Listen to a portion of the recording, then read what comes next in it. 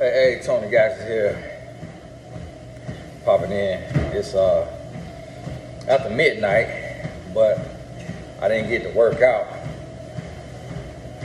I guess that would be yesterday. So, as I was up late the night before, slept in a little bit, got up, had to make a run to the next county over, pick up my blazer.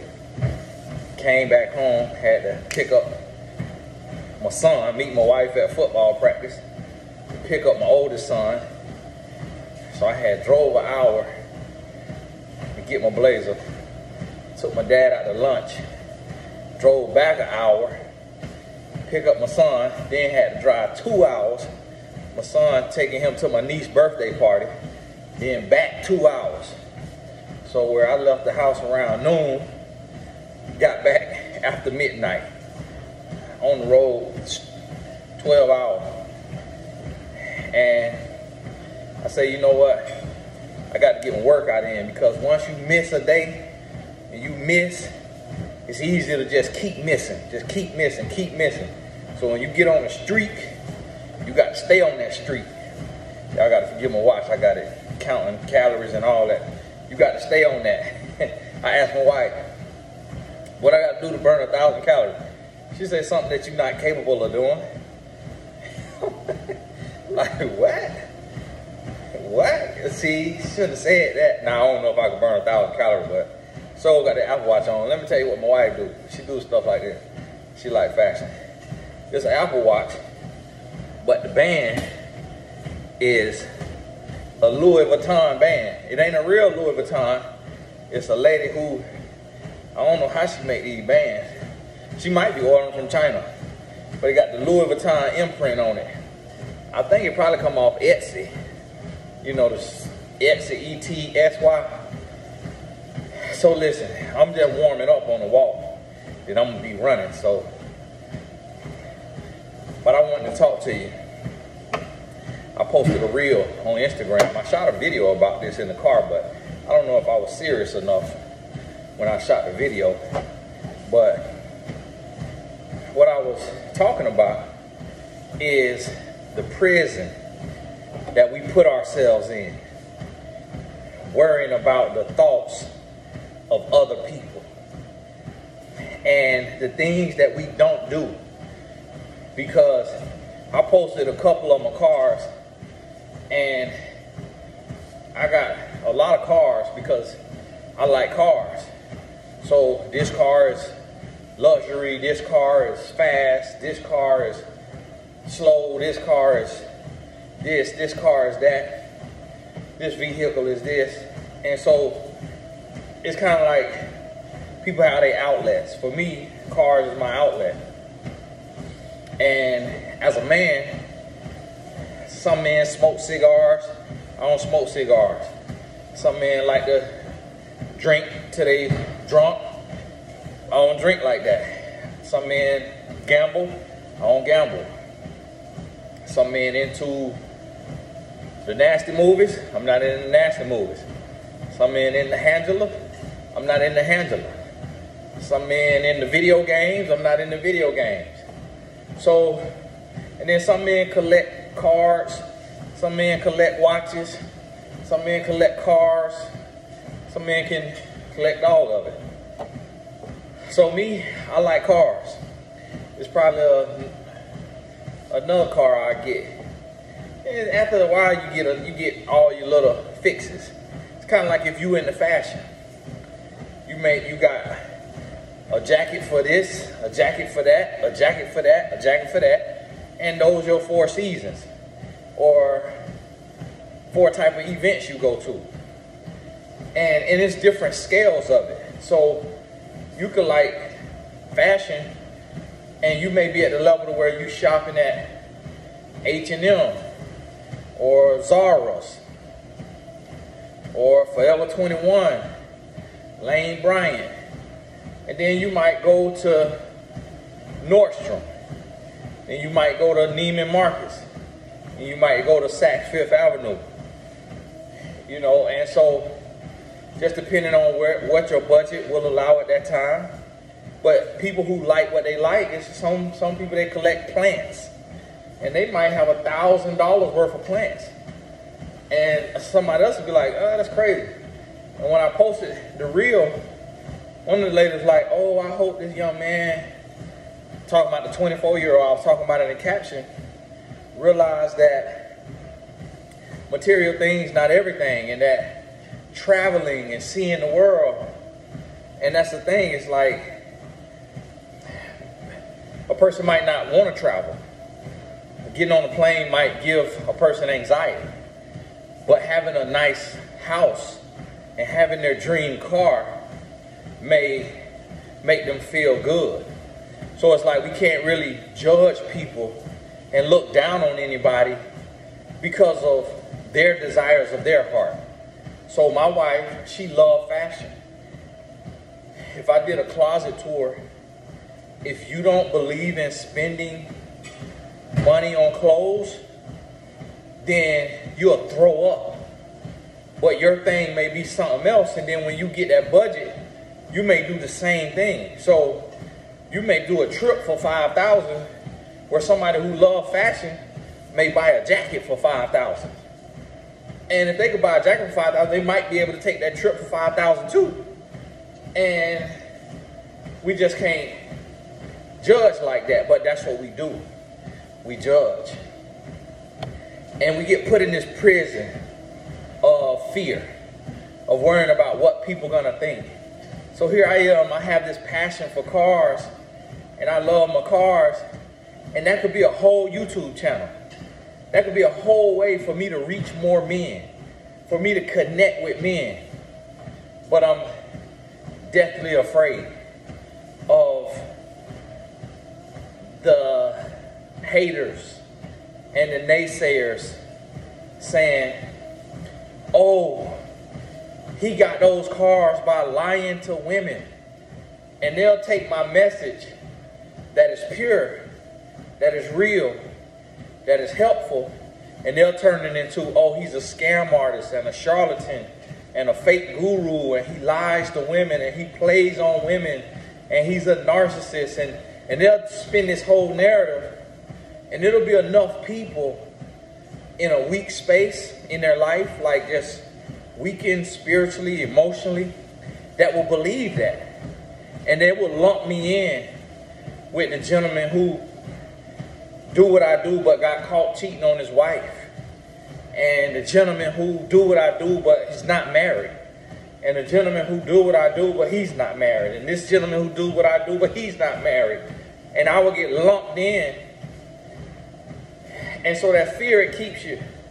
And then two, I really don't have a desire, honestly. I really don't have a desire to show material things. It's not that big of a deal. Sometimes it's a message, and sometimes it's for a certain audience. So like when I posted that reel on Instagram, people were like, oh, I'm looking forward to seeing your cars and all of that. But really when I thought about it, I'm like, I may never post a car again. It just, that was a message to young men to say, if you could be faithful to one woman, this do work. This thing say I done burnt 46 calories. My wife say I done burnt 48 active calories. My wife say this thing ain't up to date. It's up to date. They tell you what you done put in. Got to let her know that. So it was a message. So I want to do it for a message and not just to floss, not just to flex, not just to show off, but to make a point, to teach a lesson, to say, hey, I got where I am in life by focusing. And not just focusing where it's easy, and focusing where I'm comfortable, but focusing where it's hard. So a lot of men will go to the gym and they'll just kill it in the gym. They'll kill it in the gym. A lot of men will go, you know, how they eat. They'll go vegan. They'll go raw vegan. You know, a lot of men will dedicate themselves in areas where it's easier for them to do it. But in the area that's hard, the area that's challenging, they'll run from that. And so I decided, hey, I got to make the hard easy. And being faithful to one woman, that's what 90% of men struggle with. Just because of that lust, that spirit of lust. And I know some women struggle with that too, but not the same. Some women as much, but most women don't struggle with lust the way men struggle with lust. It's just a fact. And if you're not one of those women, then you're an exception to the rule. And so I see that. And I'm like, man.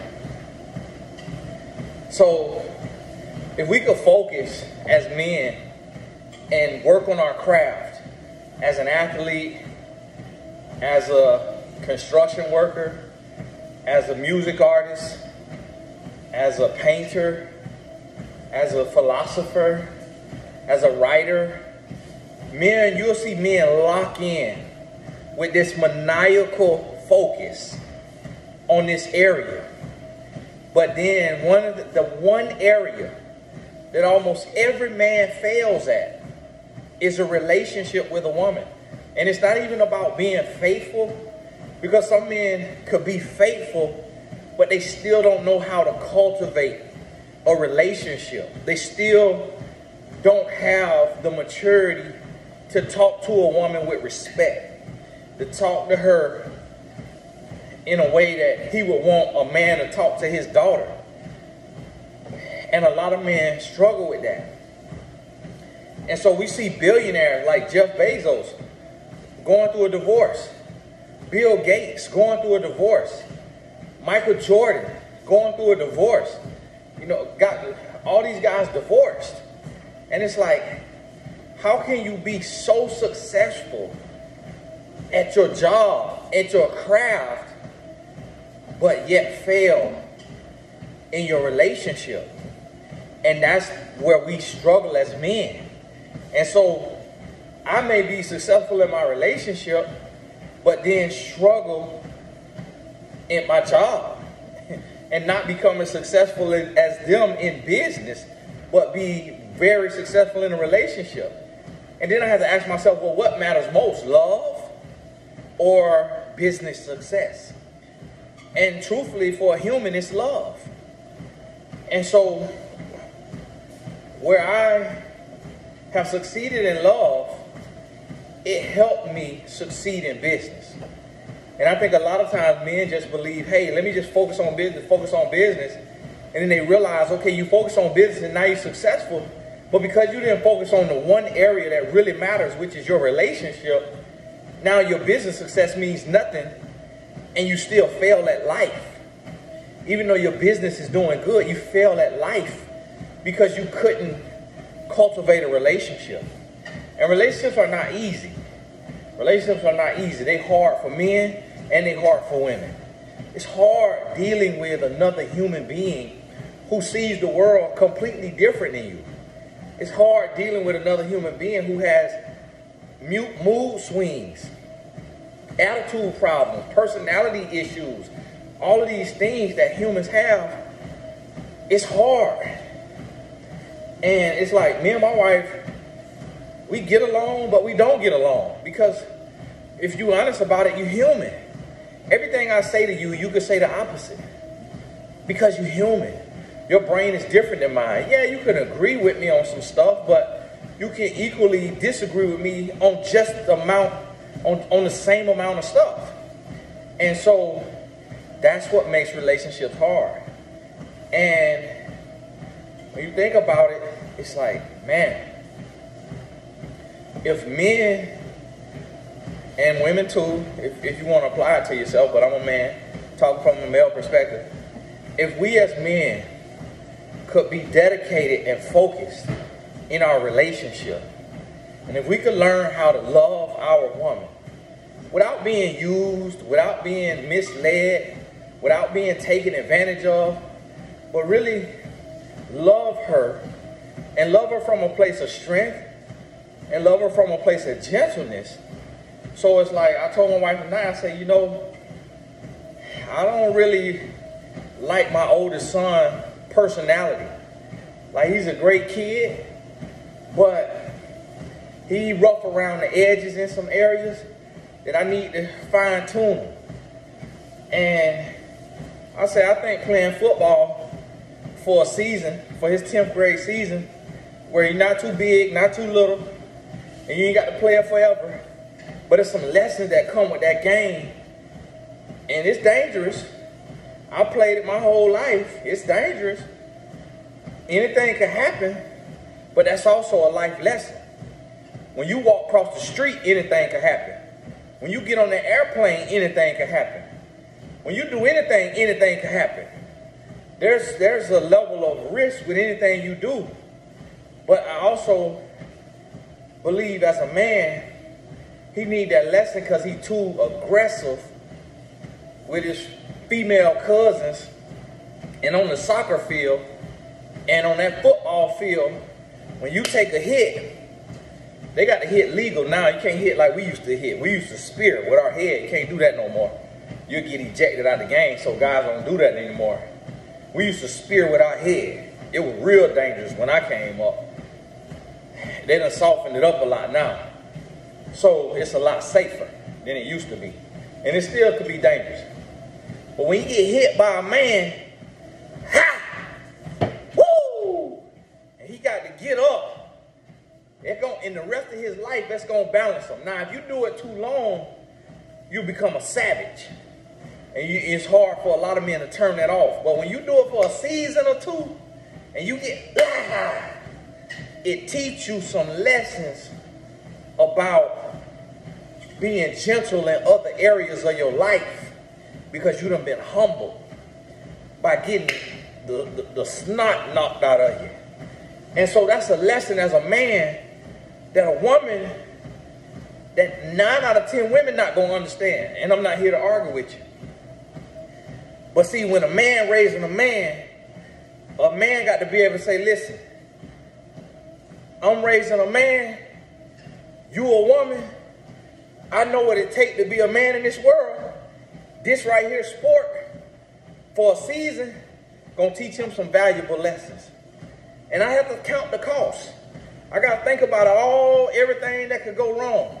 And I got to be okay with that. And I got to be okay with it. And I got to trust God. Lord, keep him safe. Plead the blood of Jesus over him. But he need this lesson. He need to get knocked off his feet. He need to get knocked in his mouth. And he need to get up from it. Because that's going to teach him something. It's going to teach him something. And then he's not going to feel like exerting dominance in every other area. Because now he understands where it should be confined at. And where it to be utilized at. Now you understand what that physicality feel like when it comes from another man. Now he get to realize when you don't wrestle your female cousins with all your might, because you a man and you could hurt her. And so they just playing around, but he just don't understand that this is a girl. You stronger than her. You could be about to break her finger. You could be, and they got in the car, they got in the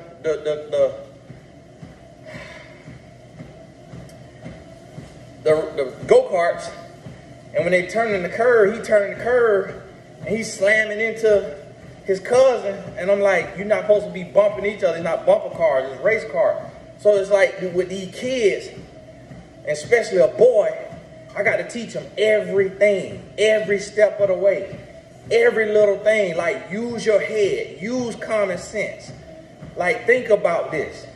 But it's that aggression that's in him that's not getting out of him. And boys is different than girls.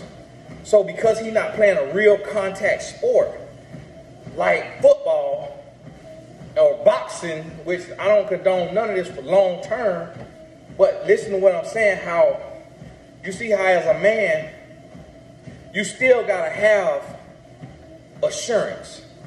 You still got to be a man. You still got to have a voice. You still got to call a shot and say and do what you feel like need to be done. And you still got to make sure that your woman trusts you and that she loves you enough to let you call a shot as a man and let you live with the consequences if you wrong. And so I think a lot of men feel like, oh, Tony talking about being a simp. and getting ran over by a woman. No, I'm talking about the lesson I want my son to learn. To learn when to assert dominance and when to be gentle. When you're inside of war, when you're inside of battle, when you're inside of real competition with other men, that's when you dominate. But when you go into outside of that, because you know what battle feel like, then you don't need to take war tactics into your relationship. You don't need to take that into raising your kids. You don't need to take that into every conversation. You don't need to take that into every room, because now you know how to balance the lion and the lamb. And so what we lack is balance. We lack understanding. We lack discipline. And so we want to be free in whatever area that's hardest for us to discipline ourselves. And I'll be honest with you. The reason why a lot of men are not Christians, it's not really because Jesus is portrayed as blonde-haired, blue-eyed in America. It's not really because of Jesus' portrayal. It's not really because they believe Christianity is a slave religion. It's not really because that they believe religion divides people. Because everything divides people. Our skin color divides people. It has nothing to do with religion. Our hair divides people. It has nothing to do with religion. We say good hair, bad hair. Our eye color divides people. Our height divides people. Politics divide people. What socioeconomic class you in divides people. What street you were raised on divides people. Like, it's so many things that divides us as people that we should not be using religion as an excuse to say, oh, I can't have a religion because that divides people. It's like, what? Everything divides people, because humans are fickle, whatever that means. But you know the real reason why a lot of men today don't want to be a Christian? It's because of the discipline that Christianity asks of a man. It's because Christianity asks a man to be faithful to one woman. Whereas in certain religions, some people say certain types of Muslims can have multiple wives. One Muslim woman told me, yes, but the woman has to agree with it. The women have to be okay with it. But it's like, when do we find women not okay with what a man wants, when women putting up with all kind of nonsense? So it's like, if a man is a Muslim and he want to have multiple wives, he easily going to be able to find 3-4 wives that just, they want to be taken care of and they okay. And yes, this woman over here might not want to be one of many wives, but if he want many wives, he just cut her off and he easily going to find 3 others or 2 others or 4 others, or how many ever he want.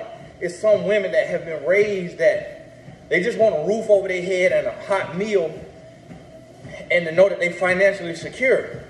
And if the man can provide that, have the women you want to have. And that's just the God-heaven truth, and we can't be mad about the truth. So the reason why a lot of men don't want to be a Christian, because as a Christian, it tells you not to covet your neighbor's wife. It tells you not to covet your neighbor. Be jealous of your neighbor. It tells you not to backbite, not to gossip. It tells you not to lust upon a woman in your heart. It tells you not to partake in lasciviousness, lewd behavior. It tells you not to get drunk, not to be a drunkard. It tells you not to gamble, meaning don't chase fast wealth that you didn't have to work for. It tells you if you don't work, you don't eat. It tells you to love your neighbor as you love yourself. It tells you to forgive 70 times 70. It tells you to turn the other cheek. It tells you to love your wife as Christ loved the church. like the standards set by Christianity are so intense and it asks so much. Jesus said, be perfect as my Father in heaven is perfect. He didn't say, hey, don't worry about perfection. Don't worry about trying hard. Once saved, always saved. Don't worry about that. He said, be perfect as my Father in heaven is perfect. And he also said every man will fall short of the glory of God. But when he said be perfect, he's saying, yeah, you're going to fall short, but get back up. And a lot of men don't want to hear that. And so that's hard.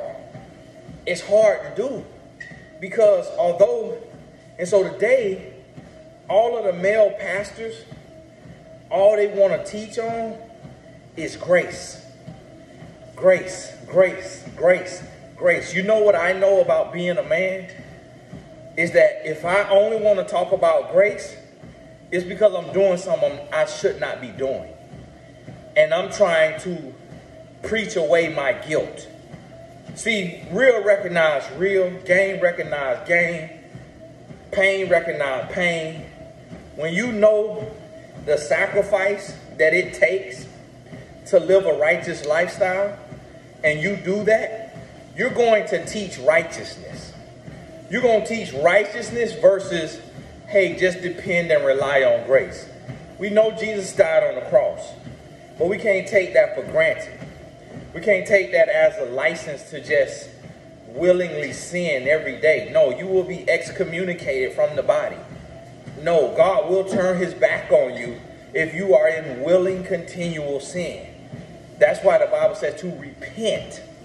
Because to repent is to turn away from the sin.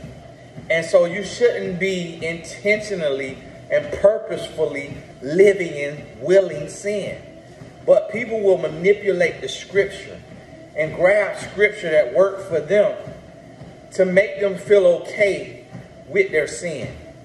And if you really look at their life, you're going to find fornication, adultery, idolatry, masturbation, pornography, drunkardness, covetousness, backbiting, gossip.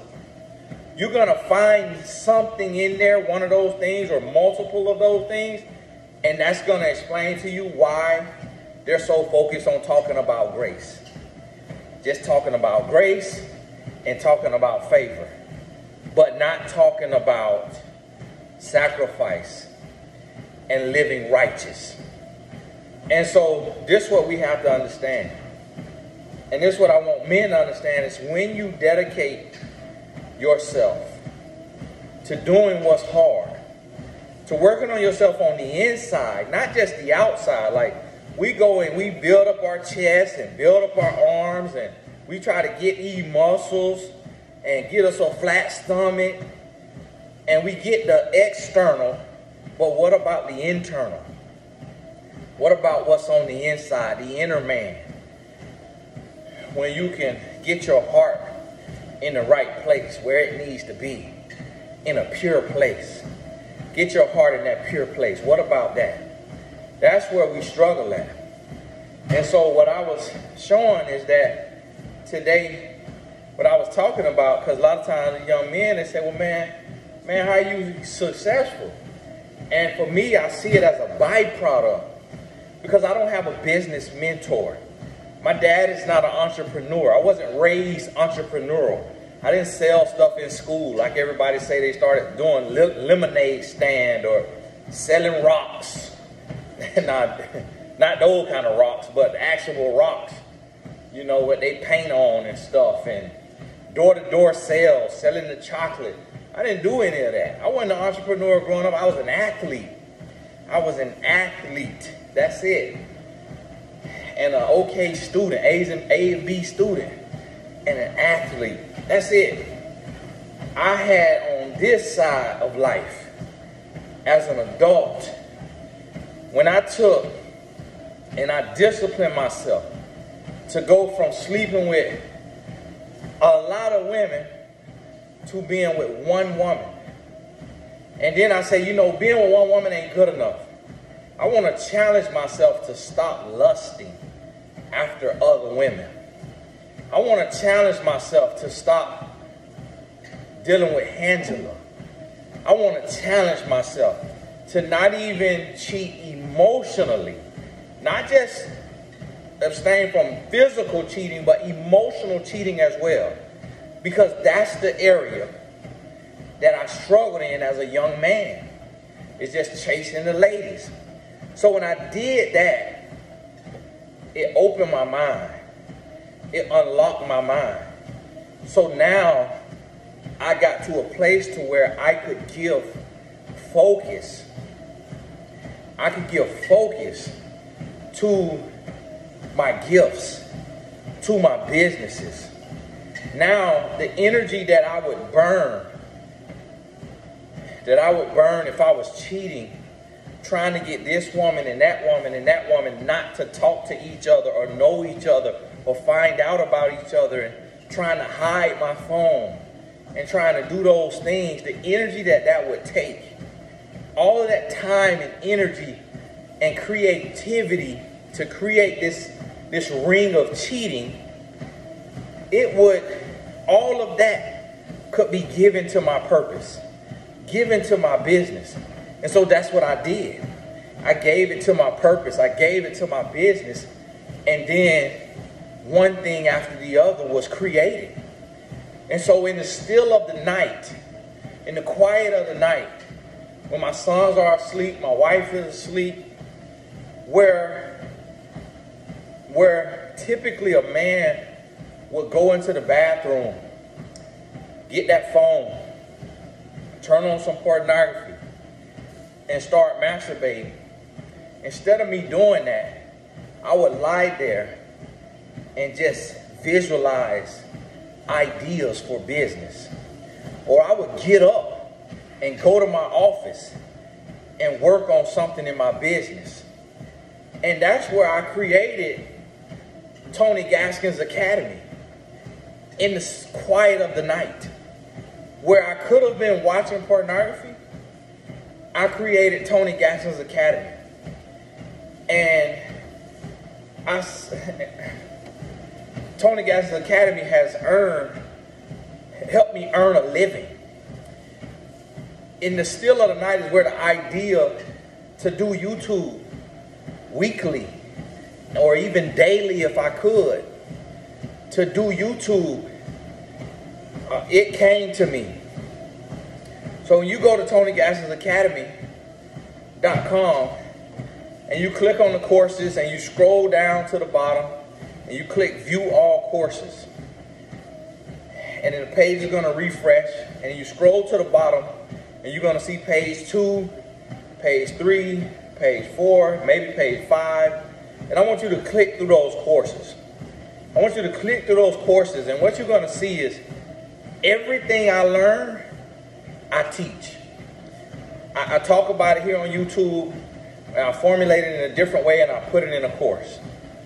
So all of those ideas, all of those courses, all of those videos in each course, that whole outline come from the energy that most men waste cheating or watching porn or masturbating or lusting after other women.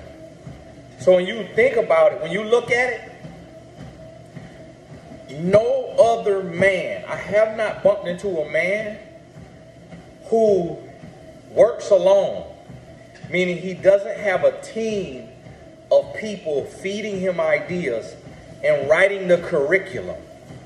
So other speakers and coaches, they have a team that produce their podcast, produce their YouTube. I work alone. I don't have a producer for the work that you see done. Every idea is my idea. And so I say that not to brag, but to help you understand the rare air that you can breathe as a man when you dedicate yourself and you focus in the area that you struggle with the most, and that is the relationship, the foundation of the world, the foundation of your life. the relationship. And every day you try to get better. See, my wife she's very strong. So for me, it's really hard in a relationship because when you have a strong woman, can become a taker. A strong woman can get relaxed. A strong woman can get very comfortable because she's a queen, so she expects to receive. Whereas a weak woman, and I don't say weak in a derogatory term, I mean a woman who has been broken by society or broken by a man, that woman doesn't really realize her backbone, so she worships her man.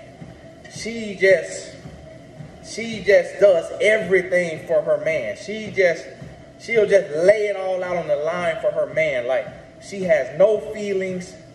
Like, if he want to sleep with her at 4 o'clock in the morning, she'll do it. If he say, hey, get up and cook me something to eat, at 3 o'clock in the morning, she'll do it. Like that young lady posted on Instagram and it went viral, talking about if her man say get up at 3 o'clock in the morning and go cook him something to eat, she gonna get up and go do it. Ma'am, that's foolish. And that's disrespectful of a man to even ask you that. So, when you got a strong woman, as a man, you always got to be able to reel things back in. Hey, spending too much money. Hey, getting too comfortable. Hey, what we doing? Well, my son got $1,000 pair of shoes, and I don't like his attitude. Come on now, let's get this together. Hey, what we got going? And so you got to keep things in check, because the strong woman will go to that queen mentality, and queens live in opulence and luxury and convenience at a whole nother level. And so that's something that has to be watched, because that's human nature. And I ain't talking bad about my wife. She a queen. I treat her like a queen. I put her in that position and treat her that way. But at the same time, I have to remember human nature, to where if stuff get too sweet, we'll get too complacent. And so sometimes you got to shake things up. And when you shake things up, it's uncomfortable for humans. So for me, a relationship is daily work. It's daily work. You don't get to just relax. I tell people all the time. A relationship is a job that you cannot retire from. If you get complacent, you will get replaced. And what I mean by that is life will replace you. Divorce will replace you. Temptation will replace you. Something will replace you in your marriage if y'all get complacent. And so I have to be working on that daily. I got to be checking my wife. I got to be asking her questions. I got to be talking. And she probably get to a place where she want to just coast and she want to be comfortable. But I know the trick of the enemy. So as the head of the household, I see couples going through divorce. Look at the celebrity couples. The only couple we still see together really is Rev Run and his wife. And a lot of y'all say Denzel Washington, but y'all got to remember, I'm in the industry. I coach people. So it's couples out there that I can't say names, that online is called couple goals. But I, in my work, know things to be different. And so that's why I tell y'all, don't ever praise a couple. Even me and my wife, don't put us on a pedestal. Don't praise us. Because every couple gonna be challenged. Every couple gonna have downfalls. Every couple gonna have some stuff that they got to work on. Don't ever think stuff's sweet. It's always work got to be done. But see, for me, God has called me to this, so I have to be transparent about that. Because I could come on here and paint this perfect, beautiful picture and say, hey, marriage is super easy and it's just coasting. And I've labeled it that before, but I put it in my definition, saying I define the words for my mind. But when I'm speaking universal terms, I can't when I'm speaking universal terms, I can't take it,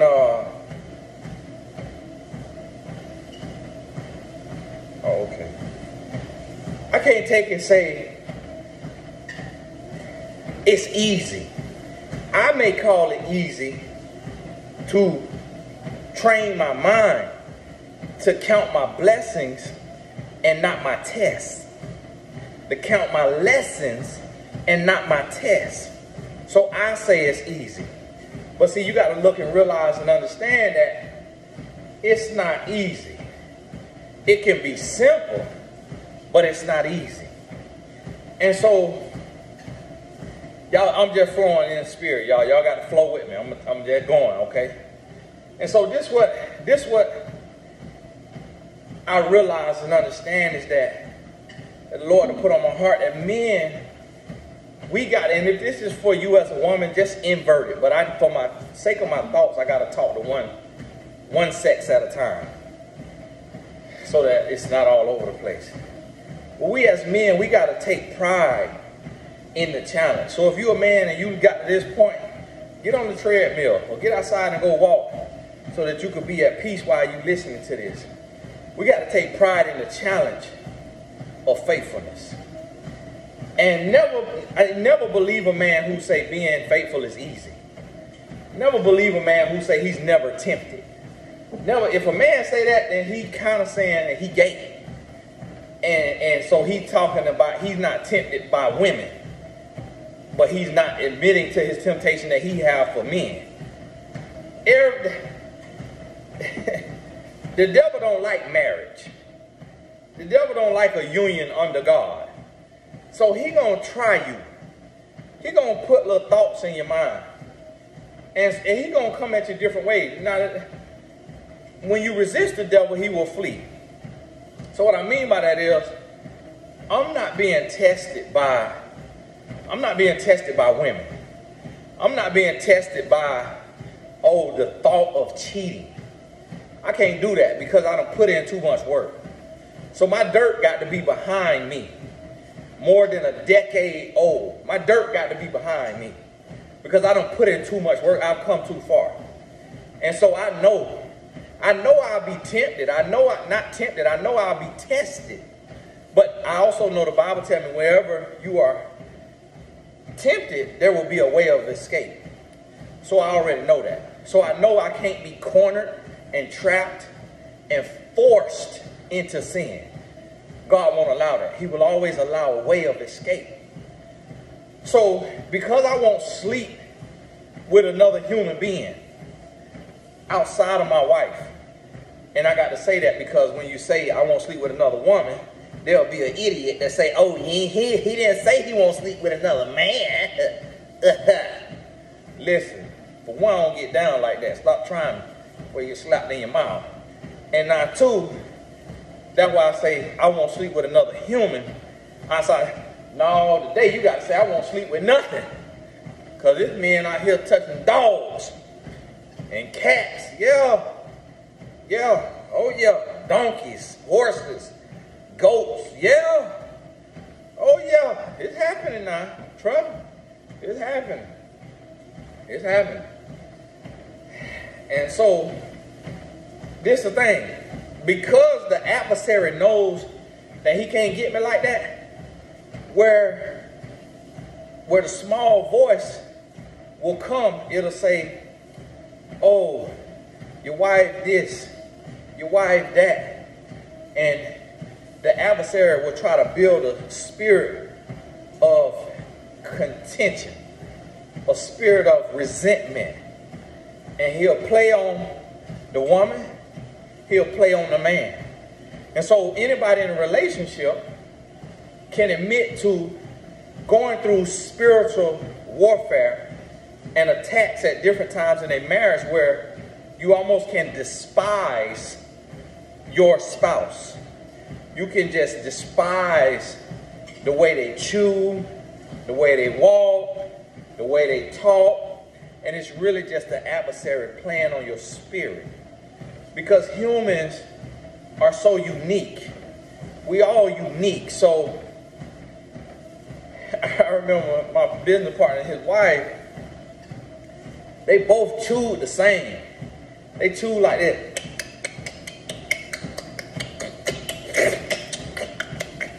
And so wealthy, but just chewed like, you know how, that's how my 7-year-old chew.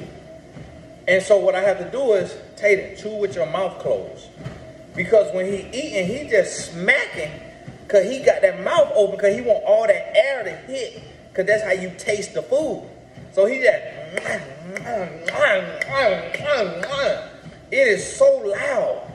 And that thing just, I got that thing in my brain. They start with an M. I can't remember what the word is that say it just make you go crazy when you hear somebody chewing. Woo! That thing drive me insane. But I got a business partner, he grown. And him and his ex, they used to chew like that. And I'm like, man. So imagine if I'm in a relationship with a woman who chew like that. To God be the glory, my wife don't chew like that. But now, listen, I'm really quiet. So at the soccer game, my son played the soccer game, and my wife, she yells. And it's kind of like, when you yell, it's like, anytime somebody yell, nobody want to hear you yelling. And people will yell, but they yelling because you yelling. Or people will yell and they're okay with them, with their voice yelling, but when you yell, they don't like to hear you yell. So when my wife yelling, for one, I'm like, your son not listening to you. Two, I'm like, I could see the people around us cringing. So the devil will jump in on that. Ooh. And it just drive me crazy. Because she just be yelling. And I'm like, can we please just watch the game? And that is so minute. But something like that will drive a wedge if you're not prayed up. If you're not understanding what the adversary is trying to do. And so that's where I have to be reminded. And so God give me peace and he say, okay, Tony, you know, that's your wife. Let your wife be heard. And then when this dad yell, the spirit will say, you hear he yelling?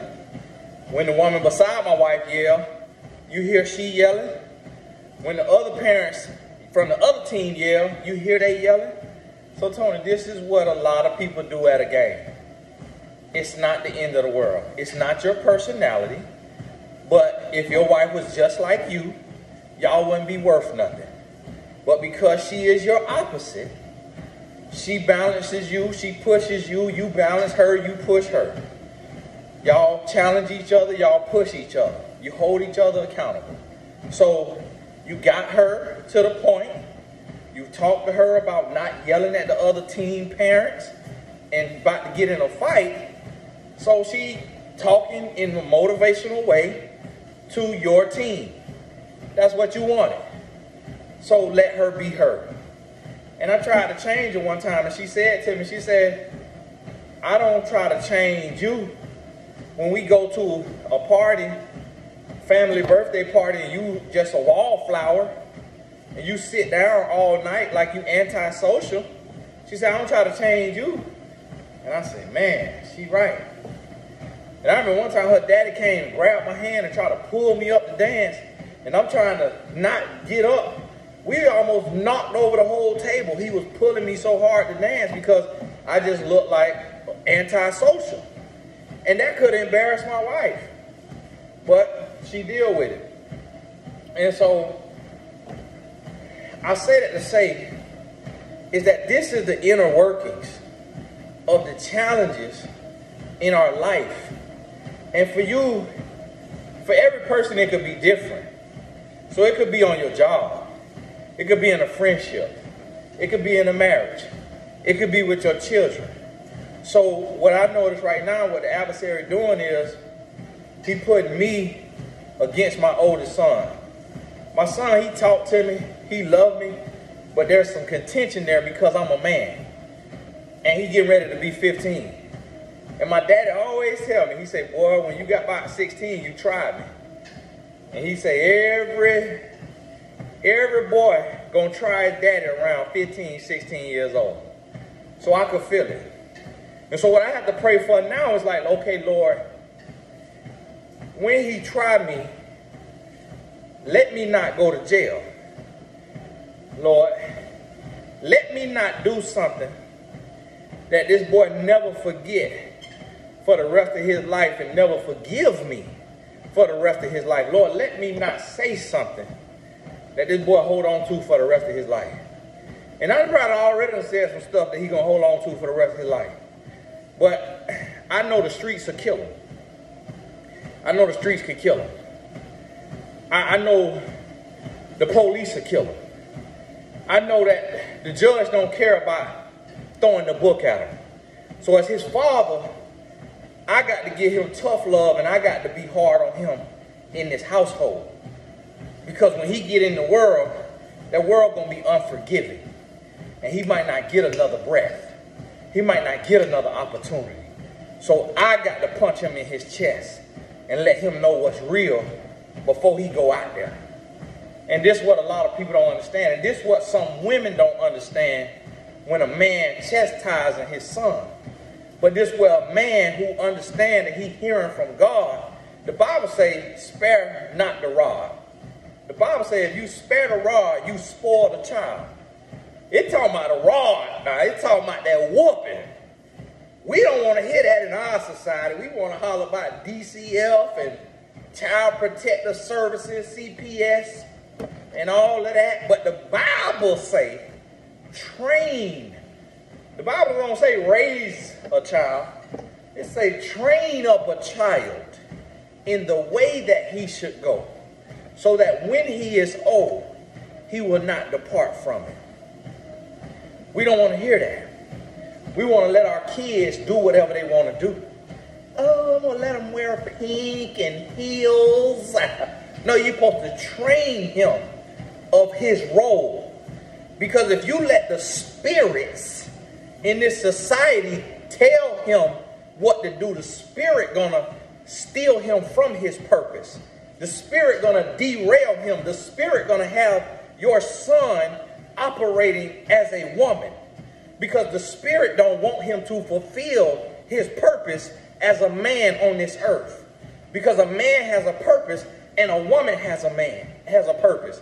So if you let your daughter just do what she want to do, the spirit gonna put her in men's clothes and in a man's mentality, because that evil spirit don't want her to fulfill her purpose on this earth as a woman. That might not be a mother, but just as a woman, with a woman's mindset, with a woman's mentality, she'll be led to do something else, and she operating outside of herself, or he's operating outside of himself. And that's what we don't understand about spiritual warfare. And we have ignorant parents today. Oh, we're not going to pick a sex, and you know, if little Johnny wants to do all pink and purple, we're just going to let him do that. And forget, and this is a child. You got to be raised. You got to be trained.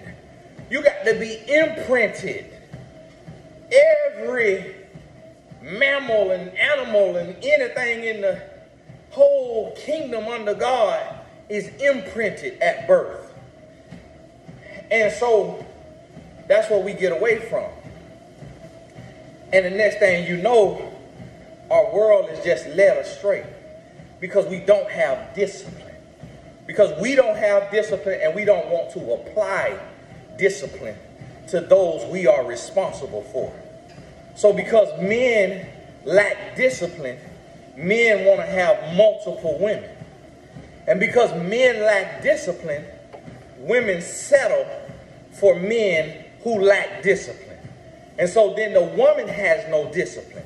So now the woman want to lick on another woman, private area, and want to sleep with another woman because the men she dealing with have no discipline, have no direction. So now the blind lead the blind. And now they both end up in a ditch,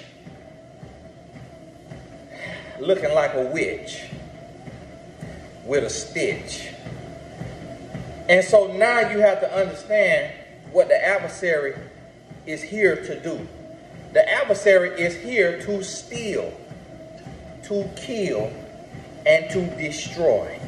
So if he can scramble the mindset of a man, and he can scramble the mindset of a woman, if he can make the feminine masculine and make the masculine feminine, now the roles have reversed. But what a man was created to do, a woman cannot do. And what a woman was created to do, a man cannot do. So when the adversary reverses the roles, now neither can fulfill the purpose intended of them by God. So now we become stagnant, and then we eventually start going backwards. And that is, the next time you sit down with your child, if you have a child, if not your students at class or your niece or your nephew, watch the cartoons that they watch. Watch the Marvel movies. Go watch Marvel. Look up Marvel movies and whatever else is out there like Marvel. And watch those movies. Those movies are a depiction of spiritual warfare. And when you watch those movies, you see the good guys and the good gals, and you see the bad guys and the bad gals. And the goal of the adversary, he or she wants to destroy the world. And then the good are trying to stop the bad from destroying the world. And when you watch the movies, you kind of like, well, why do you want to destroy the world? Like, what are you going to get out of getting this power and hitting this button or releasing this thing that just burns the entire universe to a crisp, including yourself? And it's showing you what the real devil, what the adversary, what spiritual warfare looks like. Is the enemy has come solely to destroy you, to confuse you, to scramble your brain. Because if he can scramble your brain, he can kill your purpose. And if he kills your purpose, then he renders you useless. So now you live and you die a social security number, and that's it. You don't touch a life. You don't touch a life, inspire a life that could then create a ripple effect that goes into other parts of the world. Because see, if you touch one life, what if that one life is my life, and that's the life that I'm living today? If you don't have a directive in your purpose, you are able to assist someone else in their purpose. If God has not put you in a place to where he said, look, you're going to have a voice or a work that reaches thousands or hundreds or millions. But he said, hey, I blessed you with a job, and you can be a blessing to this purpose over here. And now you still have touched the life. Now, if you don't have kids, it might be somebody else that you blessing. Or you may have kids and God has you put them in things that gets them engaged, that teaches them some lessons, and they learn some things. And they start to grow in some areas. And so now you get to a place to where you've helped your children find their purpose. I started a Patreon, and it's people on there. For one, shout out to everybody that's on there, on my Patreon. Now be careful with Patreon before you sign up if you're considering it. Because if you sign up today, it charges you today for the level you sign up for, but it's going to charge you again on the 1st. So then from there, it'll charge you on the 1st of every month. So if you don't have the money, don't sign up today. Just wait till the 1st of the month, March 1st. Now, if you have it and you sign up, just know that it's going to charge you again on the 1st of the month. And I think it tells you that when you sign up, but I don't know. And so, but there's people on there, and this is what God showed me too, because the adversary will try to plant a seed in your mind and try to tell you, hey, you're better than the people you're talking to, so talk down to them. Talk down to them and like establish yourself as an authority and make them feel beneath you. That's what the adversary will do. But so when the adversary say that, then the Holy Spirit says, hey, the people who support you are in a place that you aren't even in. Because the people that support you, they able to support you when you was in that place. You didn't have the mindset, the maturity to support somebody. You wasn't even there yet. That's where they at. People who could earn less money than you can have a greater mindset than you, a more abundant mindset than you, and could have a purpose. And they are propelling something. So sometimes when you put in a position, you pushing yourself, but God positions you to where it may be hard to find other people that you can push. They'll come few and far in between because of the level of discretion that God has given you. You see things differently from that vantage point. So when you start doing something, you can see people differently. So it's people that you may praise, but because I do what he does, I can see him. And you cannot see him because you may be a woman or you may be a man who is in a different calling. And so a lot of time when y'all praising people and you say, well, Tony, why you don't collaborate with this person? And why you don't praise this person? And why you don't do this? It's because I can see them and you can't see them yet. But when you get there, when you get into that vein, to that lane, then God will open your eyes to something. And so my daddy was telling me today about somebody was telling him about somebody else who do what we do as speakers and life coaches, and said it's something on his spirit. I say, Daddy, that person got a spirit of discernment on them, because I didn't know, because it's a lot of people that singing the praises of this individual or that individual, and you start to think like, am I crazy? Am I a hater? Am I the only one that could see that this spirit is off? But see, it ain't meant for everybody to see.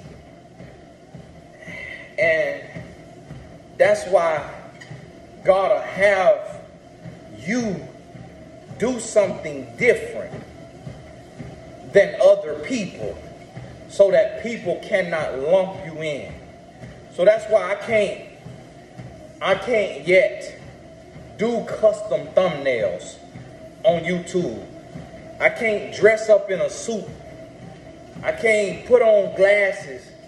I can't try to look like other people, because them other people, if they're not living right and they get exposed, and I've been emulating them in their style and their ways and what they do and how they do it, then I will be lumped in with them. So God will call you and he'll have you be your own person. He'll have you do your own thing so that you create your own lane. And one of my clients told me that. She was like, Tony, I see some people that they copy everything you do, like just down to a T. She was like, I work with you and I look up to you, but I don't want to be you. I don't want to do exactly what you do because I want God to use me. And I told her, I said, you know, that's good. I said, it's all right to see a blueprint that works and to emulate it, but put your own spin on it. Put your own fingerprint on it, because you only have your fingerprint.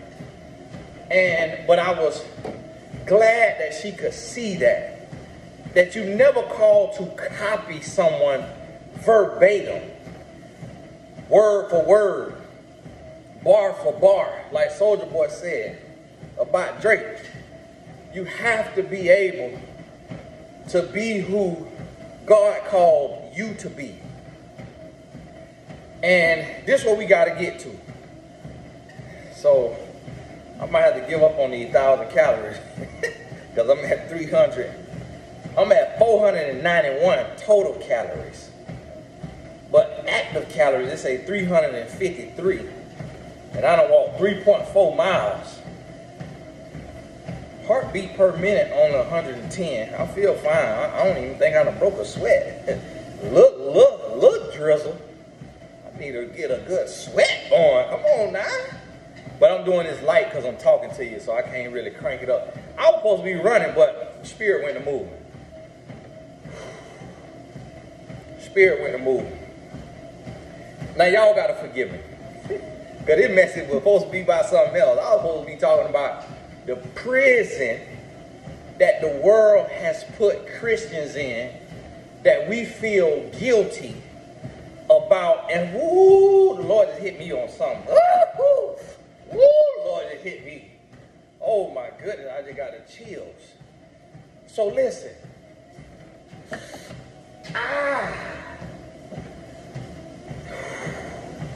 Listen. Now I'm gonna say this plain and simple because the Lord ain't give it to me deep. But listen to me. What are we doing as Christians when we hide the blessings of God because we fear what carnal minds will say or think about our blessings?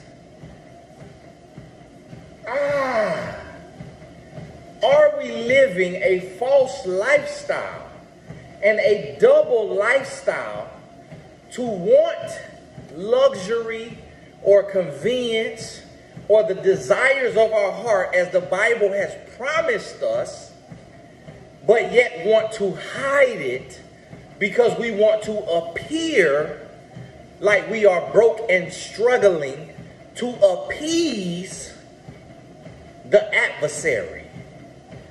So is that mindset, and I'm not saying to brag or show off, but is that mindset that we have as Christians, that we're supposed to struggle and forever be wading in the water or going up the rough side of the mountain? Is that mindset the adversary tricking us into hiding the peace and the prosperity that God gives and provides so that he can deceive the world to believe that only those who live wickedly and unrighteously are blessed, but those who live righteously are broke, busted, and disgusted.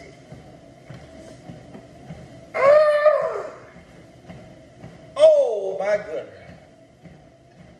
Woo! Now see, listen. It's only for the spiritual minded. Nowhere did I say to brag. Nowhere did I say to flex.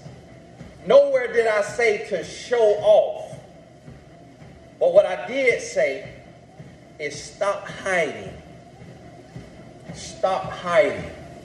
So listen, oh man, what the Lord just showed me.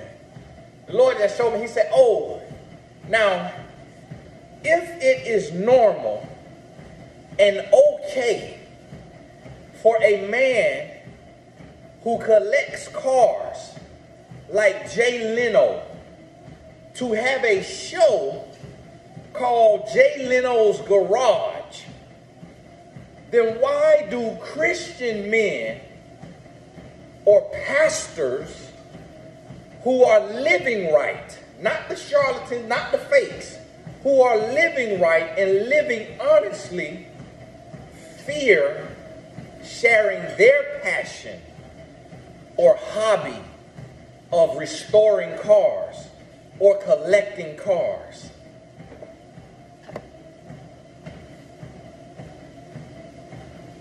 And if we are worried about man pulling back his hand from supporting us, if we show that we are blessed by God in every sense of the word, peace, inner peace, outer peace, going and coming, material, immaterial, tangible, intangible, if we show that we are blessed by God and we fear people saying, oh, because you are blessed, I'm no longer going to support you.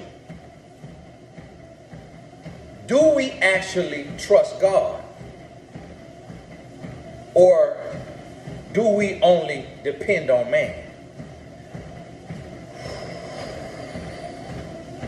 So,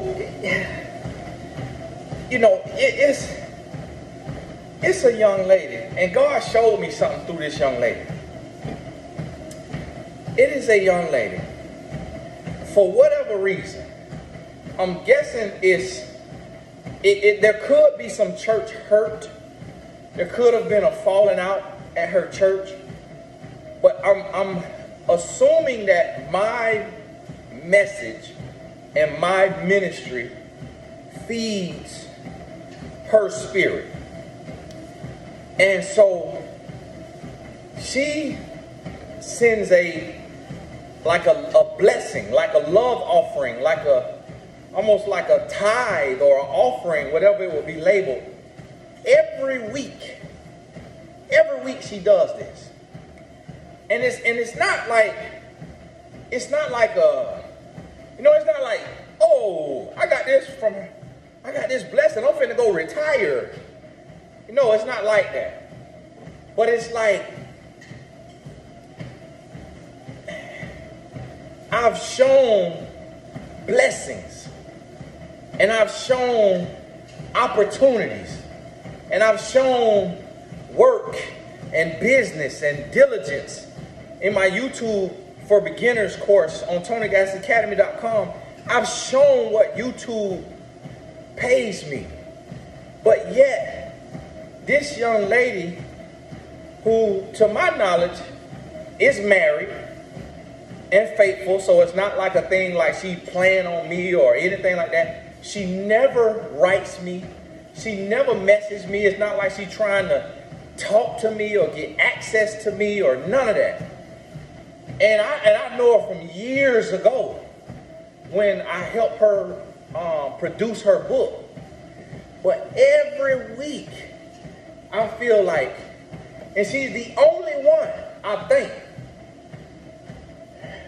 that every week. Now, different people will send a blessing like, hey, Tony, thank you so much for the live, or thank you for this.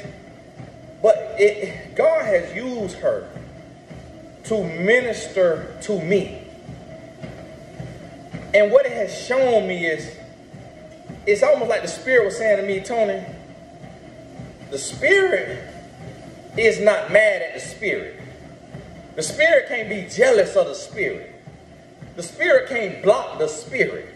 Like the adversary will be jealous. A carnal mind will be jealous. A carnal mind will be in competition. But what God was saying to me is that this young lady understands that her seed is not unto me. It's unto God. That her blessing don't come from me. That my message, my ministry is not her blessing. That her blessing comes from God.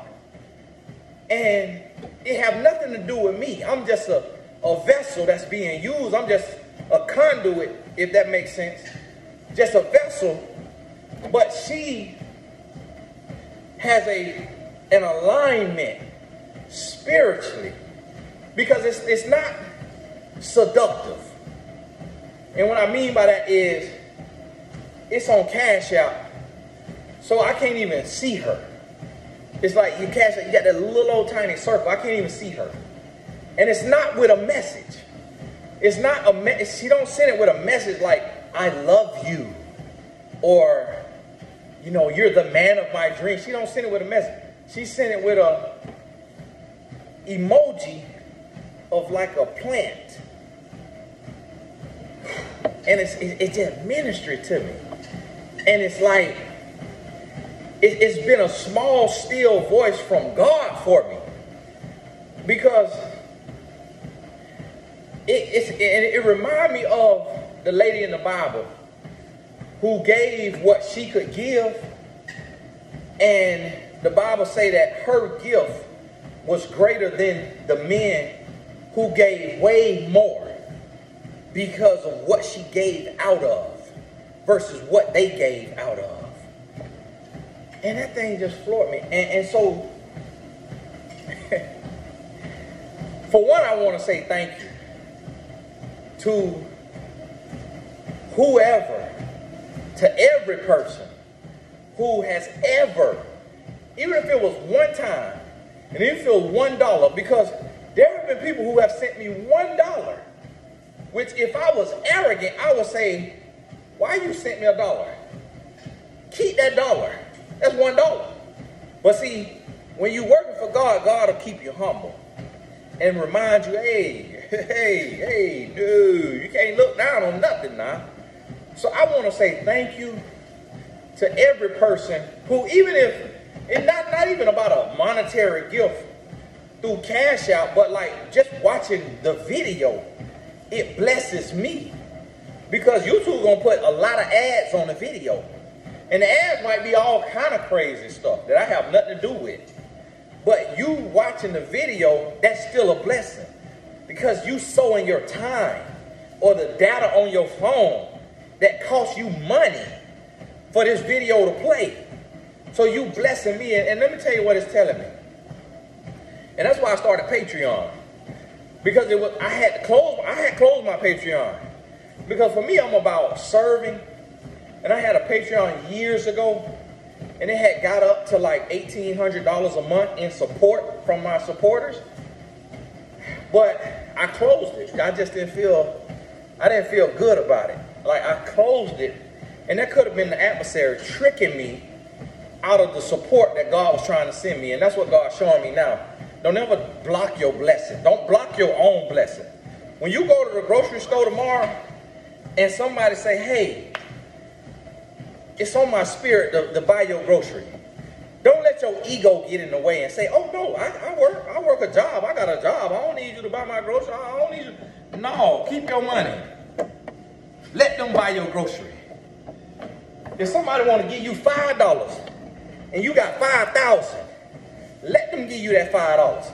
Even if you go take that $5 and you bless somebody else, let them give you that $5. Because it's not about you. You just the soil that they sowing seed into. But their harvest come from God, not from you. It ain't about you. God just using you as the soil, as the good ground.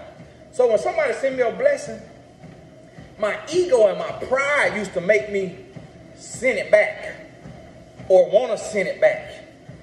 But then I heard somebody say it, and it was echoed in my spirit. Listen, somebody said, when I offer to pay for your dinner or your lunch, don't block my blessing. Because if you deny me the opportunity to be a blessing to you, you blocking my blessing. And it's not saying give to receive. It's saying they're looking for an opportunity to be obedient. And I'm going to give you an example. I'm going to give you an example. This example is not to brag. And I shouldn't even have to say that, talking to spiritual minds, but it's also carnal minds on here. So the carnal minds, you're going to get scared out the room eventually because you're going to understand that spiritually spiritual things make absolutely no sense to carnal minds. So understand that. So when you hear me talking about stuff and it makes no sense to you, and you want to refute, you want to argue, understand that we're not on the same page. We're not even in the same book. But for those who I'm talking to, they're going to understand it like sweet music. So understand it. Today I went to this place, and that's part of why I'm walking right now, because I ain't eat right today. And it was called Chicken and Fish. And it was in Lakeland, Florida, on Kathleen Road. And I was up there, and I got me some of that fried chicken. And it was a lady at the window. And typically, this is no knock on, I'm just telling the truth. Typically, black people at black restaurants have horrible customer service. For whatever reason, we be fed up. And typically, when you order with a black person, what you want? That's it. Is that it? You ask a question, I don't know. What do you like to eat? How am I supposed to know what you like to eat? I mean, you get all kind of attitude. But this lady, she say, how can I help you? And I say, oh, yes, could I have the wing dinner? She's like, oh, well, that come with 4 pieces. I said, okay, that's fine. And she's like, okay. She wasn't rushing me. She wasn't like, what else? That's how they be sometimes. She said, she said, come with 2 sides. What size would you like? I said, what size do you recommend? That's typically when you'll hear, I don't know, what do you have a taste for? What do you like to eat? That's typically you'll hear something like that. But she said, I like the collard greens and the baked beans. Now that don't even go together, but I said, okay, I'll try that. That's me being humble. Because I asked her opinion. I didn't want to waste her opinion and waste her time. So I just got what she said. Them baked beans off chain now. Has little diced up onions in them. And so I had just took $200 out the ATM. And when I'm going to a small business, I don't like to swipe a card because the card take money from them. It take probably 3 to 5%. So I try to pay with cash at small businesses so that they get to keep all the cash. So it was $21 or something. I had a $100 bill and I had 5 20s. The Holy Spirit said to me, give her $100. Hold on, I done got this $100. I done got this $100 at ATM. Hold on now, I ain't rolling in the dough right now. Hold on, Lord.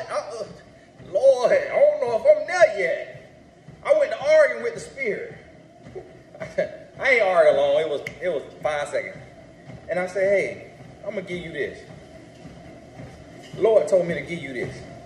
She said, huh? Now, she didn't wait too long. She said, huh? What? That's what it is? Oh, I'm about to cry. Oh, I'm about to cry. She said, look what he gave me. She told the other lady. The other lady said, oh, where mine at? You ain't gonna give me nothing?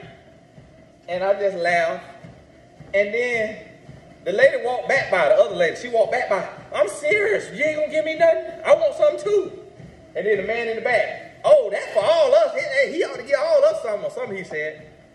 But now see the other lady, the third time she said, where mine at? I'm serious. Yeah, where mine at? She probably thought I was a dope boy or a scammer. No, ma'am, I got this money honestly. So that $100 now, ma'am, listen, I'm walking by faith now. Hold on. I'm listening to the Lord now.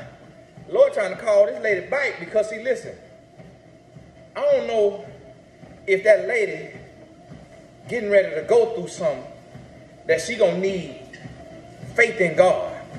I don't know if that was to restore or renew her faith in God because she done lost somebody she loved and she cursing God and she mad with God. I don't know why God put on my spirit to bless her, but I had to be obedient. So see, people bless me and then I bless other people. And that's how the spirit works. The body take care of the body. The body renew the body. The body replenish the body. So what I said all that to say is sometimes the spirit instruct us to do something. And we just got to be obedient. And we can't worry about I can't worry about if this woman gonna go buy drugs. I can't worry about if this woman finna get this $100 to a man who putting hands on her. I can't worry about what she gonna do because that's me judging her. I have to give understanding that I could be giving to an angel unaware. Understanding that I'm giving to God. I'm not giving to her. I'm being obedient to the Holy Spirit. Again, carnal mind, you're not going to understand this. So listen, what I want to say. Lord Jesus. Listen, what I want to say is if you supporting me by watching this video, if you ain't got to give me no money now, by watching this video, and then those of y'all who going the extra mile and you on my Patreon, and I'm going to put it in the link of the description because I do want more positive content and more things that teach a lesson. But what God's showing me, here's what God's showing me, is that when you called, the people you need will be put in your life. So by having Patreon, and they take 8%, which is $8 out of $100. It's not all that. It's not too crazy. And so, and then it's another fee for the credit card. So they take about 12%, 10 to 12%. So $12 out of $100. It's not the end of the world. So they got to do business, cost of doing business. Now, Cash App don't take a dime. So when people send Cash App, if I send it, transfer it to my account, they don't take a dime of it. Unless I send it as an instant transfer, then they had a little fee on there. But sometimes I send it as an instant transfer to my bank account and let Cash App get that business. Just because they making that business, I like to bless business. I like to pay them. But back to what I was saying. What God is showing me is that if he called you to it, he gonna get you through it. That if he called you to it, and if he say build the ark, he gonna give you the instructions on how to build the ark. That if he say build the ark, that he gonna give you the manual, the owner's manual for the ark. And that people gonna look at you like you crazy. People gonna think you crazy until it start to rain. And when it start to rain, they gonna say, whoa, hey, can I get a ride? As they going under, can I get a ride? And it's too late. It's too late. Cause the boat already floated. It's too high to get in now. Can't open the door because all the water gonna flood in. I told you for months that we were getting ready to load up. I tried to warn you, but your carnal mind, your twisted spirit, didn't want to hear the instruction from God. Now you caught out stuck in the rain. listen to me. What God showed me, I launched that Patreon and it sent some people on there. Last I checked, I think it was 110 people signed up to support me, to support the message and the ministry. And one of the levels is $50, and it was people that signed up for that $50 level. And that blew me away. And I'm going to message each one of y'all and say thank you personally tomorrow. I've sent some already. But what God said to me? That if I call you to do something, not me now, I'm talking what God said to me. You don't need Hollywood. That if I tell you to do something, if I tell you to change lives, if I tell you to strengthen the foundation of the world, which is relationships, then I'm going to give you the tools to do it. And you got to be a good steward. You got to be a good steward over it. So before I ask for a donation, before I ask for your support in that way, you saw me produce titles. And I produced that 5-episode series. And I don't know where God gonna take that, and if he gonna keep us in that lane, and what he gonna do, and where the message gonna go. And I'm deliberating over that with the Lord now on what messages or what projects or what things, because you gotta be sensitive to the Spirit. And although it may be entertaining, I also like to make sure that the work is righteous.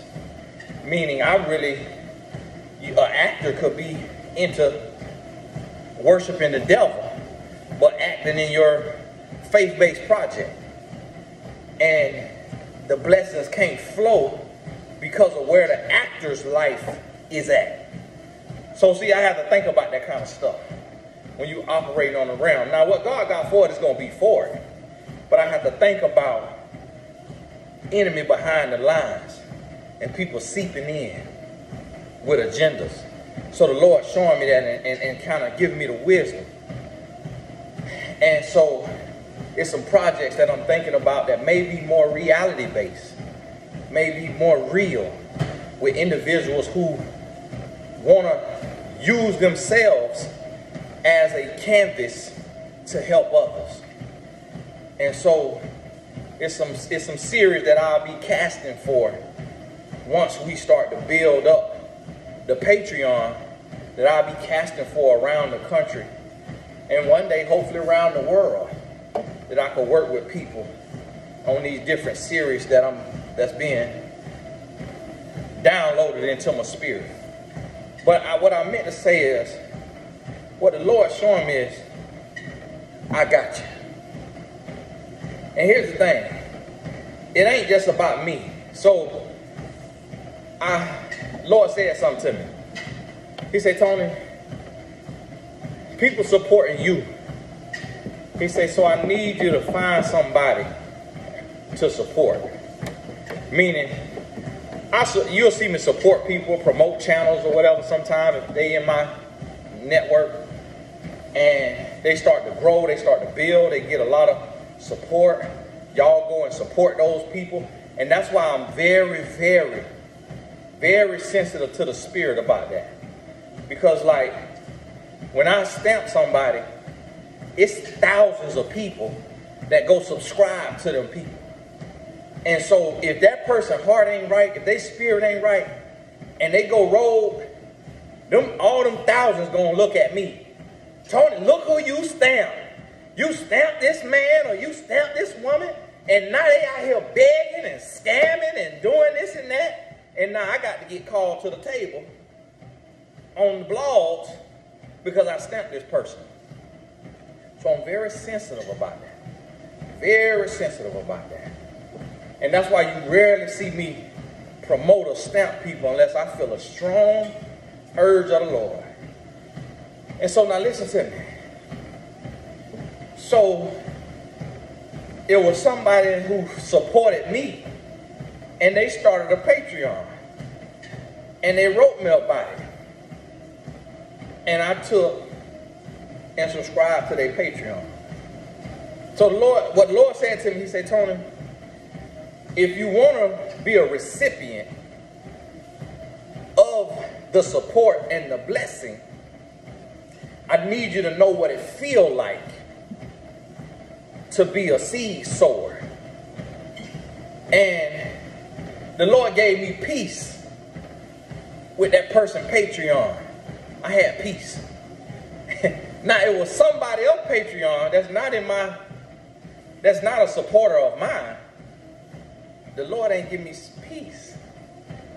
The Lord said, this person, this somebody else who big now, big, millions of followers. The Lord said, this person started out with me, but slowly, day by day, they being led away from me.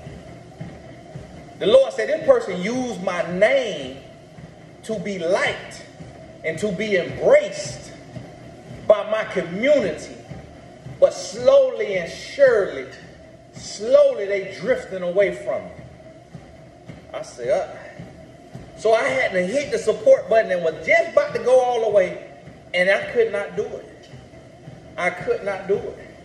The Lord didn't give me peace in my spirit because I see where the message is going. I see where there's a little pride seeping in there. A little glory hog, a little fame lust coming in. And I say, Lord, no, keep me from that, Lord. That's why I can't go out and do a bunch of touring. Like, I may do some stops, but I can't do a bunch of touring because I got kids to raise. So if I'm on the road all year long and my presence as a father is removed from my two sons, can't do it. I can't get caught up in my dreams because I could serve my purpose. If the Lord allowed me to have children, then He's going to allow me to serve my purpose from in the home with my children. The Lord ain't going to bring children in my life and then send me away from those children. The Lord is not the author of confusion. So see, sometimes that's us. We get in our own way. We make our own plan. We do our own thing. We do what we want to do. The Lord said, no, you had kids. So your kids got to be your first priority because they didn't ask to be here and they are dependents and they need to be trained up. And now when your kids are 18, now you have trained them. Now you got a whole bunch of life left if you want to get out and hit the road. But now until your kid's 18, you need to figure out a way to serve your purpose from home as much as possible. Now, yes, you're going to have to go sometimes and do that and all of that. But you got to make sure when you go, you got to go. And not just you want to go. What the Lord put on my spirit. So the Lord say, see, some people was raised in the church, but they not of me. What the Lord said. Some people know of me, but they don't know me. See, it's different to know of somebody and to know that somebody. That's what the Lord told me. I say, woo. I say, Lord, now the Lord had already blessed me financially. But see, I'm blessed to the point that I could take care of my family and have my family comfortable. But I'm not blessed to the point to where I could sow back into my message on the level that I want to do it on. And that's why Patreon sent me an email.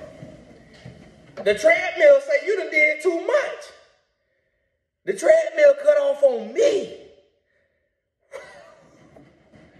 This thing cut off on me at 5 miles. I done walked 5 miles. That thing cut off on me. Look here, can you shut your treadmill down? And ain't breathing hard. Look at God. See, listen, that's what I'm trying to tell y'all about the Holy Spirit. And when the Spirit flowing, I'm not even winded. I'm not in nobody's shape. I'm not in shape. I am not in shape. Believe me when I tell you. And you know what I ate today? Fried chicken. and then went to my niece's birthday party and had 3 pieces of pizza with some swine on it. Listen to me. And had me an Arnold Palmer today with that fried chicken. I'm not in nobody's shape, but look what the Lord got me doing. Lord got me the thing cut off on me. Listen here, I ain't done yet. The Lord called me to 2 hours a night. Called me to 2 hours a night because I've only been there a couple times. But back to what I was saying. See, that was the devil trying to distract me. It's people who know of God but don't know God. And so what the Lord's saying to me, and he's shaping me up right now. And I'm sharing this transparently with you so that you can get right. Because there's another level, but you got to clean up on this level. You got to clean up on this level in order to be ushered to the next level. So what the Lord whispered in my spirit, he said, Tony, some things you got to get in order in your business, because if you don't get this in order, it's going to cost you greatly. And he said, listen, I'm going to bless you over here for your family. This right here going to come from your work. This is the stuff you working for. But then I'm going to bless you over here sweatlessly, effortlessly. And with this over here, I want you to sow back into the ministry. And I want what you do to be impactful. And this is what the Lord told me. He said, Tony, this ain't about providing opportunity for people because you don't know how people living behind closed doors. This is about the work. And whoever I send to you to complete the work, you best believe that I'm working on them. And they trying their absolute best to be their best. But see what the Lord showed me, he said, I'm not going to ask you to do something where you're going to need too many people. And see, sometimes God will use somebody that ain't even of him, meaning, but they're not going to be a distraction. They're not even a part of it. They just work for hire. They work for hire. And but they can't affect the success or the failure of it. They being used for their gift.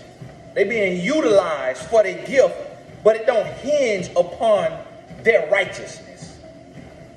See, God gonna require that the one he using be righteous, because God will not be mocked. So God can't use you if you stuck in masturbation. God can't use you if you stuck in fornication. God can't use you if you stuck in pornography. God can't use you if you stuck in greed. If you stuck in covetousness. If you stuck in idolatry. God can't use you. Because you will bring shame to the name of God. Because your heart is not in the right place. So your heart has to be pure before God so that you can be trusted. And you can't fake God out. You can't play God. You can't trick God. You can't say, oh,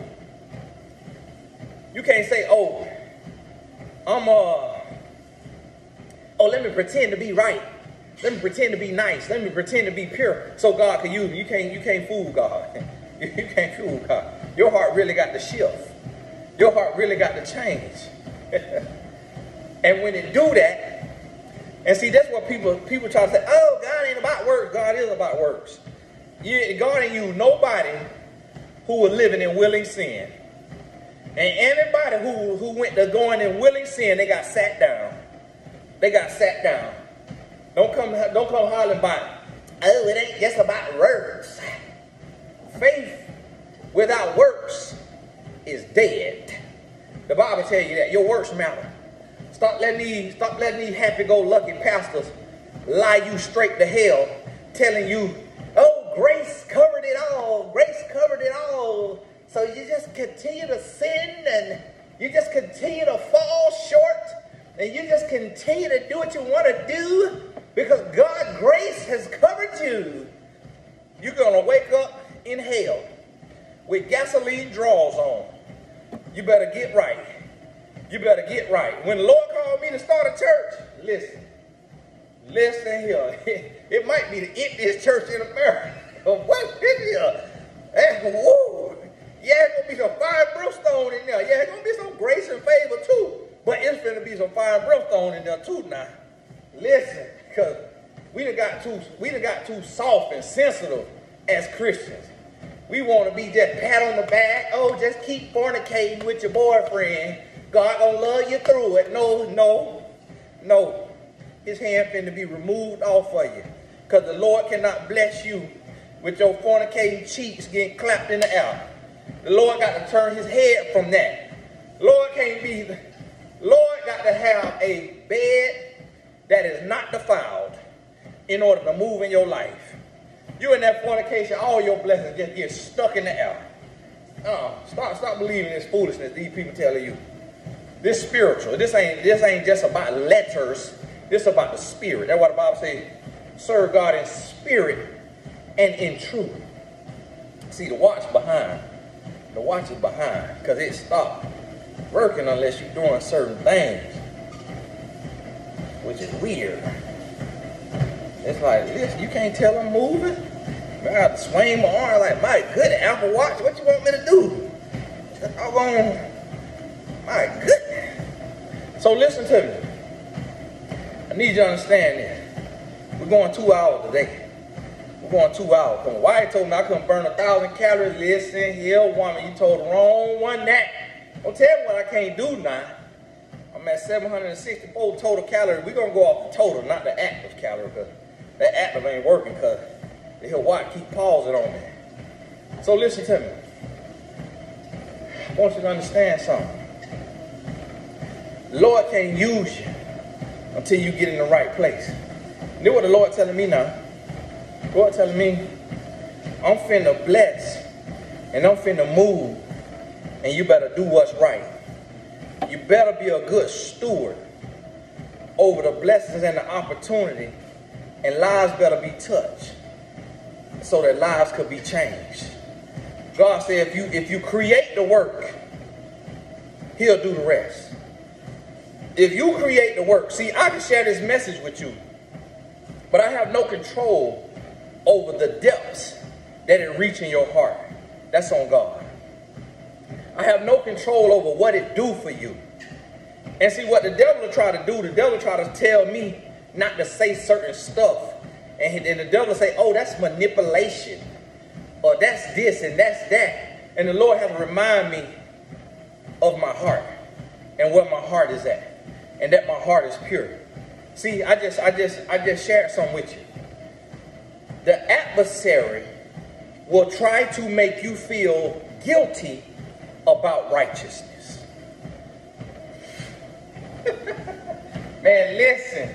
Y'all ain't hear what the Lord just said. The adversary will try to make you feel guilty about righteousness, about obedience. Will try to make you think you being self-righteous so that you will then be wicked. So that you will then live unrighteous so that you can say, oh, I'm human. I'm doing the best I can. Oh, I'm covered by grace. That's what the adversary wants you to be in.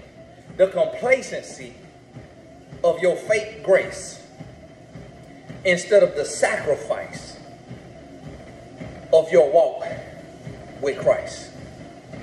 The adversary don't want you in that uncomfortable space of sacrifice. Don't want you in that space to where you could be used. You know, I wrote something the other day. And I didn't like that. I didn't appreciate that. But I said, the work got to be done. I said something the other day on a reel. And a lady who is of a carnal mind, because a spiritual mind wouldn't have said that. She said, I'm starting to believe you're not human. What she was saying is, Tony, you saying too much that sound right. This sound too much right. So you can't really believe this. You can't really believe what you're saying because men don't think like this. And see, that right there, that mindset, that's what God coming to upend. That's what God coming to change. So that's why I can't come down from the work that I'm doing. And that's why I can't shut up. Because there's fixing to be a remnant of men that are raised up for God, that are living righteously, diligently, and focused for God. That they are seeking perfection as our Father in heaven is perfect. Not self-righteousness, but to be pleasing in the sight of God. That every man who gets to this point in the video will have a conviction in his heart to cut out the sin out of his life and to find his purpose and to be obedient to the calling over his life. Every man. And that God going to do something mighty. And he going to start to raise up men. And the men who are using the name of God and not living right behind the scenes, they're going to get exposed and they're going to be sat down. And they're going to be replaced by the men who are living right in the right now. See, all of us have a lot of dirt in our past, including myself. All of us have been hypocrites. All of us have been fake and liars and tried to make a mockery of God. Every man has been Saul before being Apostle Paul. Every man is no man is without blemish. But see, that's where grace comes in. The grace is forgiveness, is a covering of your sin, your past, the things you've done. See, grace isn't a license to get comfortable in current sin. That's not what grace is for. Grace covers a multitude of sin, meaning the sin that you have repented from, it is covered and it is washed away. It is thrown into the sea of forgetfulness and God will remember it no more. But see, what are you doing today? Who are you today? Not last year. Who are you today? What are you trying to do right now? How are you trying to live right now? That's what God's concerned with, is where's your heart right now? See, I ain't intending for this to be no sermon now. But from the abundance of the heart, the mouth speaks. You can't deny God when you're walking with God.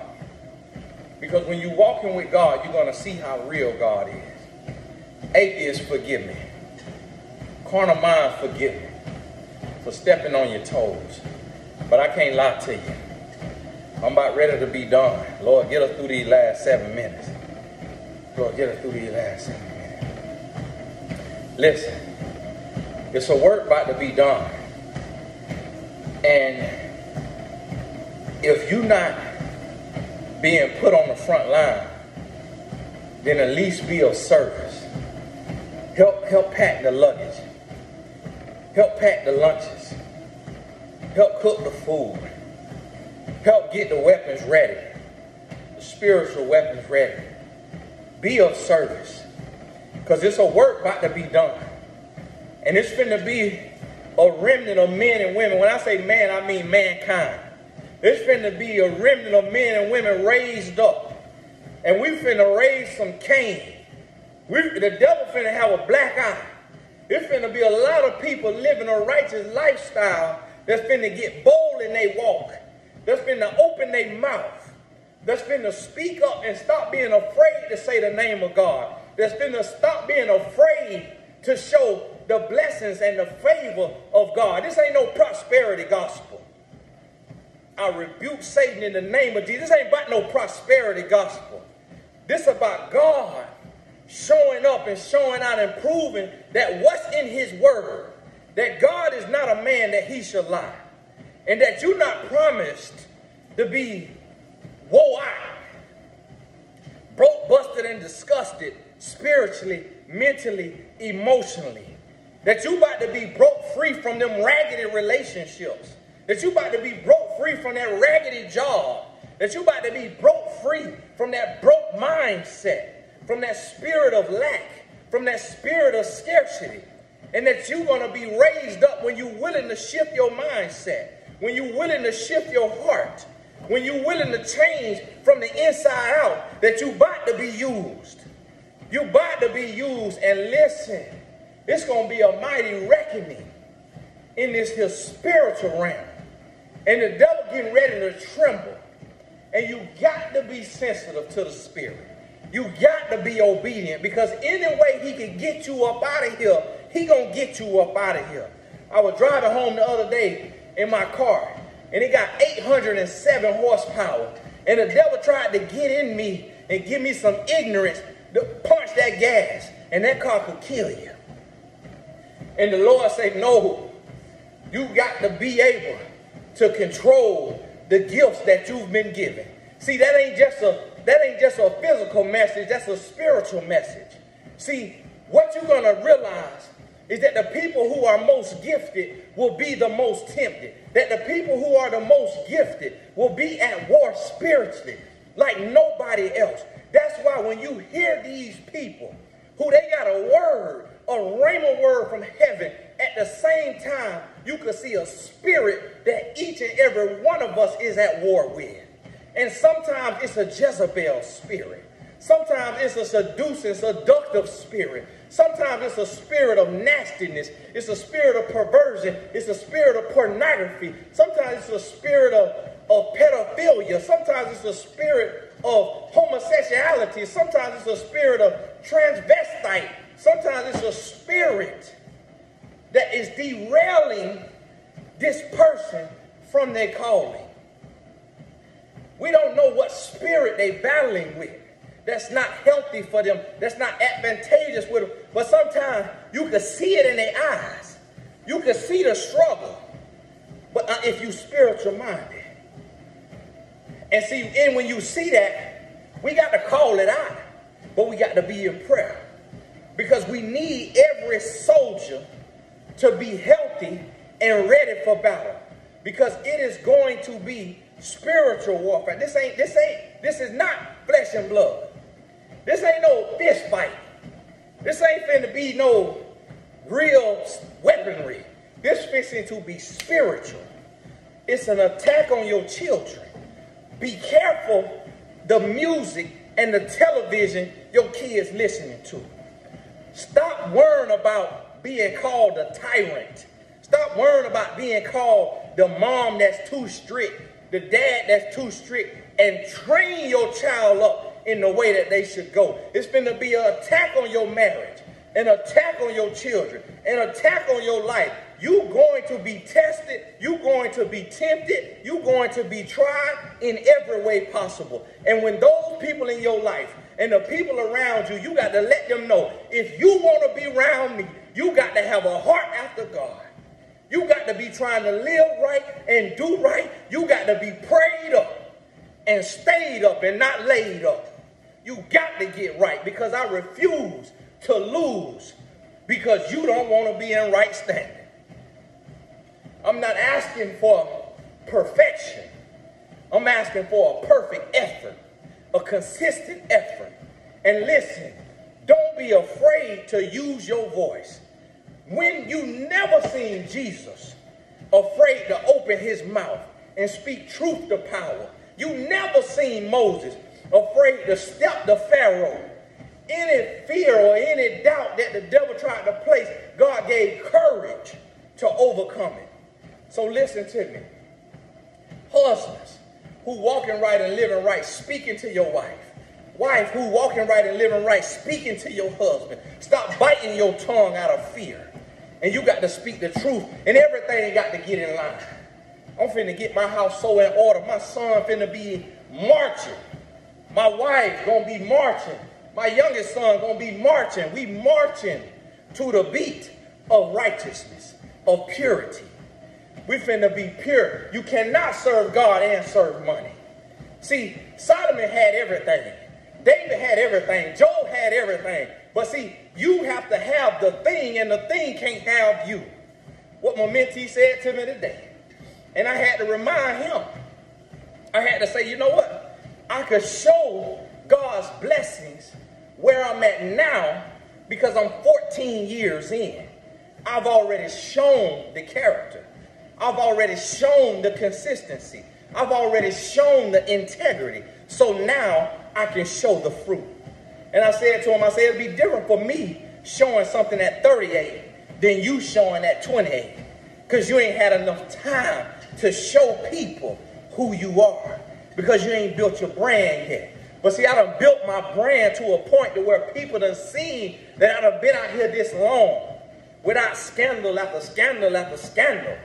Without scamming people and doing fake retreats and collecting $5,000 from people and the retreat never happened, and doing fake applications and collecting $3,000 and not doing the app, and collecting donations and for a fake foundation, and buying Range Rovers out of the foundation money, and then trying to tell the government you ain't bringing in over $50,000 and doing all this fake stuff. See, the Lord had to keep me. And when I was not living right, he didn't use me. He didn't propel me. He didn't give me a voice. But when I got my life right, he said, now I can start to slowly and gradually build you. But see, those who built fast, it's because there's a spirit.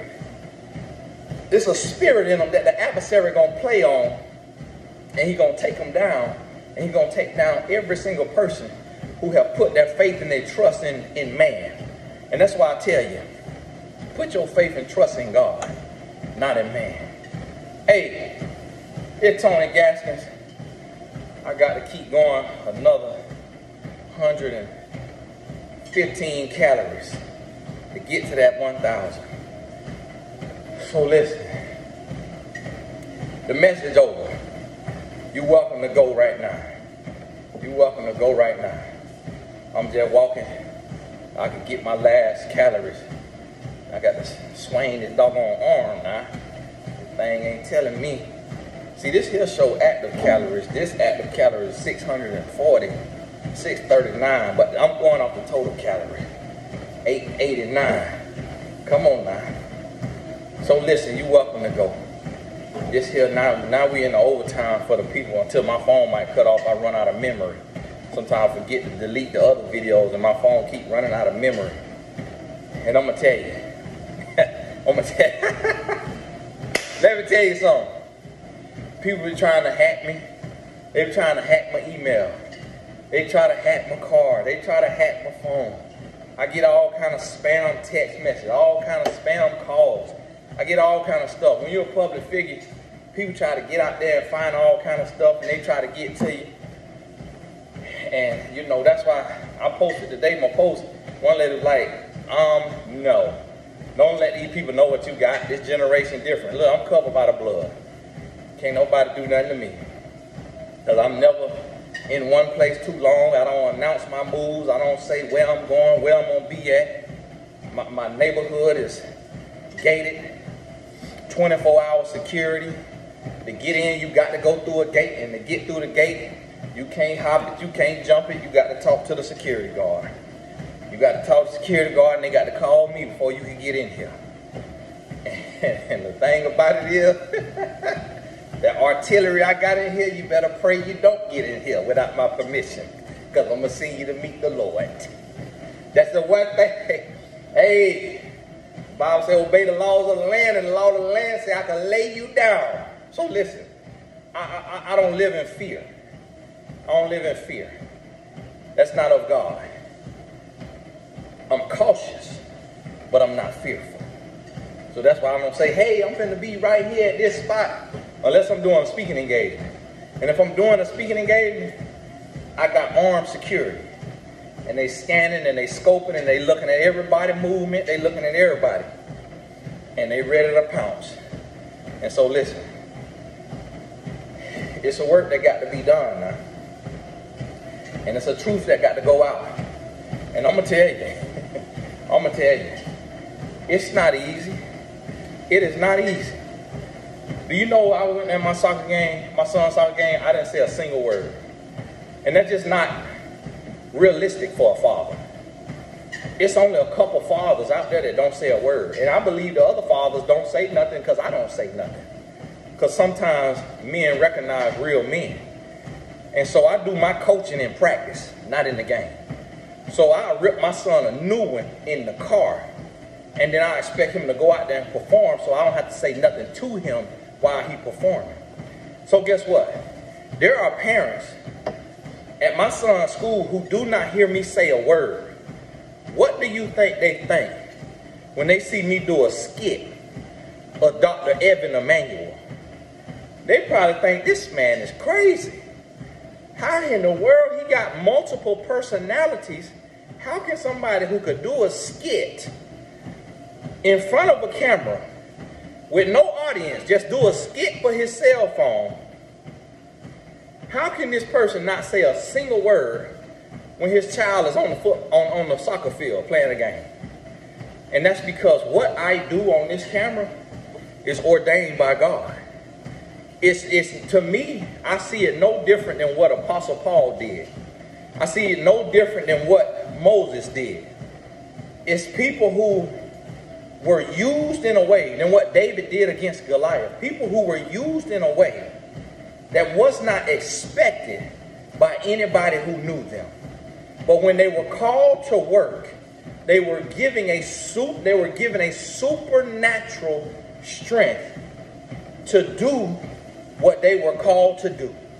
And that's how I do here. I show up and I'm going to tell you, it is hard. It's cringe-worthy. I had to do that skit because I have to make fun of the devil work. I got to make a mockery of the devil's work. I got to. I can't let the work be done and let it go on as if it's legitimate work, as if it's helpful work. I got to make a mockery of the adversary. I got to. Because the adversary is using men to destroy society. So if they're going to be loud, I've got to be just as loud. And do you know, it was somebody who wrote in, and I don't know who it was who wrote in, but it was one single person who wrote in and said, do not ever do Dr. Evan Emanuel again. That is beneath you. Was it beneath that same person who wrote that to me? Satan, get thee behind me. Do not ever write me again with Satan on your tongue. Because you the type of person that would have told Jesus that it was beneath him to wash somebody's feet. You're the type of person that would have told Jesus that it was beneath him to walk from city to city, country to country, instead of riding on a cloud. Listen, repent, and don't be sending messengers of God, messages that come from you. Because when God calls somebody, and what it's our job to do is to call the adversary out. To call the adversary out. And if it's somebody who's doing legitimate work, who look like Dr. Evan Emanuel, and they're doing legitimate work, you might need to change your wardrobe. You might need to be more authentic and stop dressing up in a costume to share a message. You might need to come in a t-shirt. You might need to be more real instead of being a character. That's what you might need to do. Because if the work gonna step on your toes, it's gonna step on your toes. Just like when I said the other day, weak men cheat. It was a brother came in the comments who got a marriage Instagram and said and tried to argue with me in the comments about me saying a man who cheats is a weak man. Trying to say, oh no, he's a confused man. That's a weak man. Oh no, he's a broken man. That's a weak man. That's a man who has been weakened. And that's a weak man. Call it what it is. Instead of trying to coddle the egos of men who need to grow up and change. That's why we in the place that we in. Because we going to grown men who want to annihilate women and destroy families and destroy households and make a mockery of God, and we want to put on kitty gloves.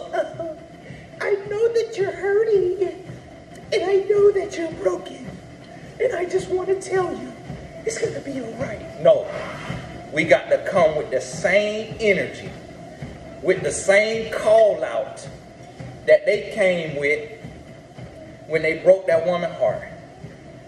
The thing what changed me, the thing that stuck with me the most, when I look back over the messages that I received from other men, is when a man called me a punk for being a toxic, controlling, abusive boyfriend in my relationship. He wasn't talking directly to me. He was preaching a sermon. And he said, you is a punk if you doing this and that to your woman. That thing hit me so hard. I could have got mad.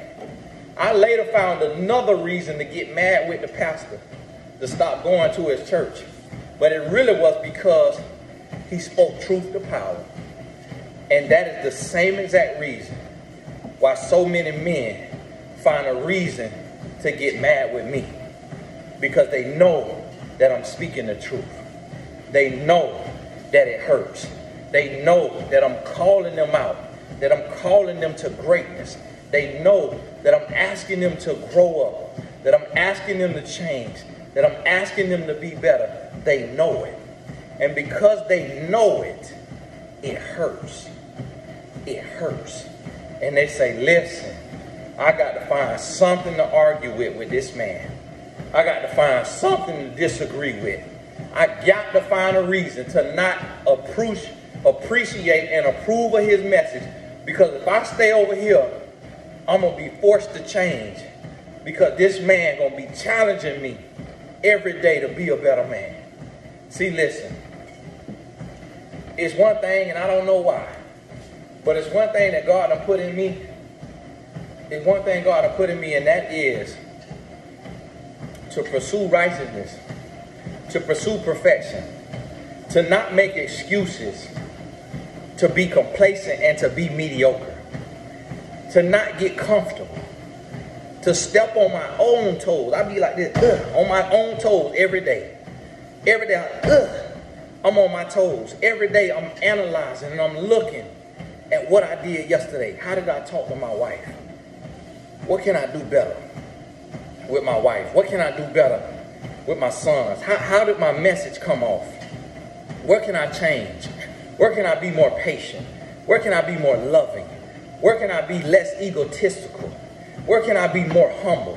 Where can I serve more? What else can I do? What else can I create? What else can I provide? What else can I give? And I'm analyzing, I'm challenging myself, and I'm pushing myself, and I'm asking you to do the same. I'm asking you to stop making excuses for your comfort. I'm asking you to stop making excuses for your complacency. I'm asking you to push yourself to the next level. I'm asking you. And see, listen, there's going to be voices, just like me right here on this treadmill. It was one lady wrote in. She come and said, I wish you wasn't on the treadmill. And you know what? She was heavy set. So she really had nothing wrong. She really did not. And I ain't picking on her now. I'm just saying. People will come and they will project. She said, oh, this message will be so much better if he went on the treadmill. And I could tell that me being on the treadmill made her feel uncomfortable, because she wasn't in a place to where she want to get on the treadmill. But it could be, but then it's a other woman who her same size, and her comment will say, Tony motivated me to work out. Tony motivated me to get this weight off of me. Tony motivated me. I'm on here with my gut, just to swinging in this here shirt. And, but see, it's perspective. People gonna speak to you from where they are. So what I'm telling you is that when you start to working, and you start to going, there's going to be voices that come to you. Lord, let me get to this 1,000. I'm at 972. My hips starting to, I'm starting to feel a little sharp shooting now. I know y'all physical therapists. Oh, Tony, that ain't good. Listen, no. They had to walk longer than this in the Bible. See, again, we got to stop complaining. People, Tony, you need some rest. Listen, I rest, but I got to do the work of the Lord. I got to do the work of the Lord. Listen, Jesus gave 33 years. Greatest man to ever walk this earth only got 33 years. We don't know when we going home. We don't know when we going home. Got to do this work. So listen to what I'm telling you now. It's going to be voices that come. When I say voices, I ain't talking about no spooky stuff. I'm talking about people. It might be your mama. It might be your daddy. It might be your spouse. Like the day that video I posted, I thank God that my wife spoke to me. So both of them, two little mentees, kind of said, yeah, bro, that feel kind of like a flex. Like, I don't know, man. You know, and my one mentee was like, well, man, I kind of liked you because you was different than other guys and not flexing. But didn't really, he wasn't saying it was flexing, but he was saying, be okay being different. Which I'm okay with that, and I agree with that. And that's why I ain't do it the way a rapper do it. And like bragging. It had a message to it. But it was my wife who said, post it. She said, because you have to stop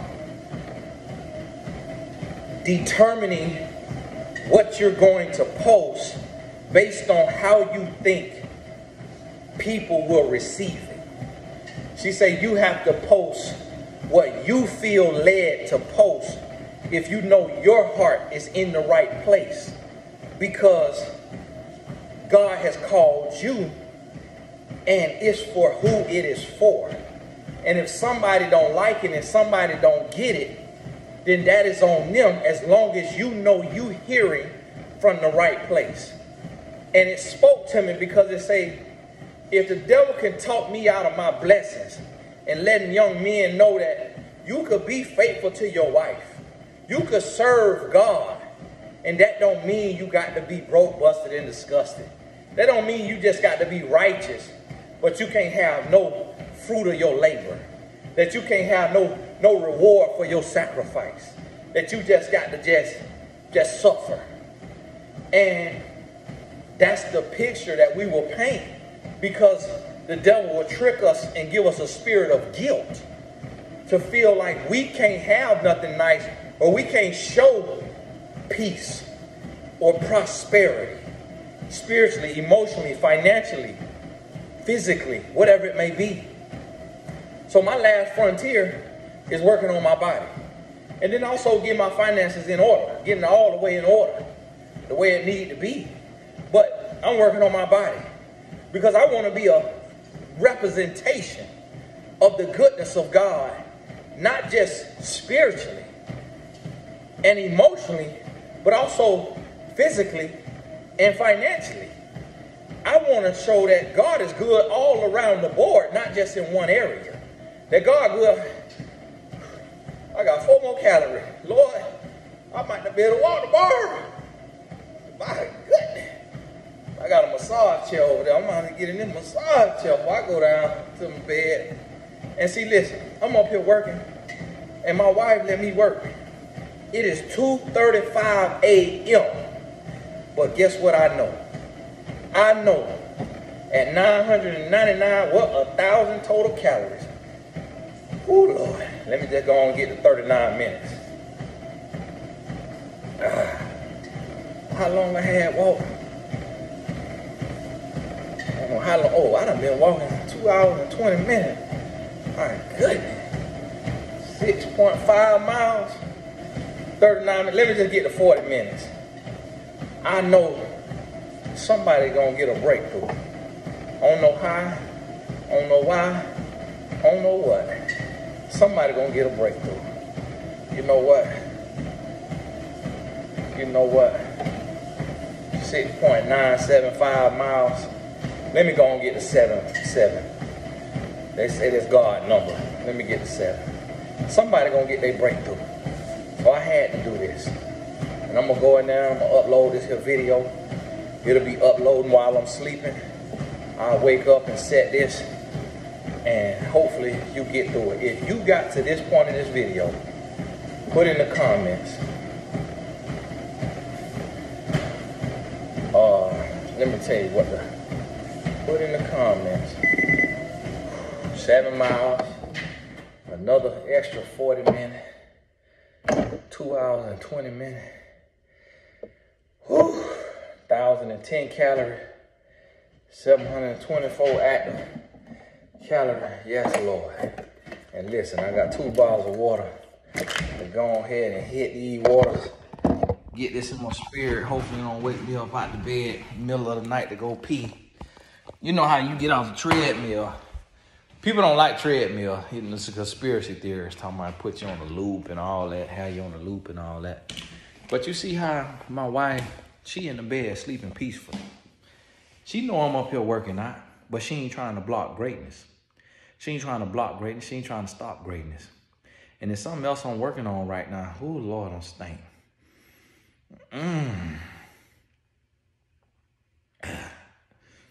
Ooh, got to get in that shower.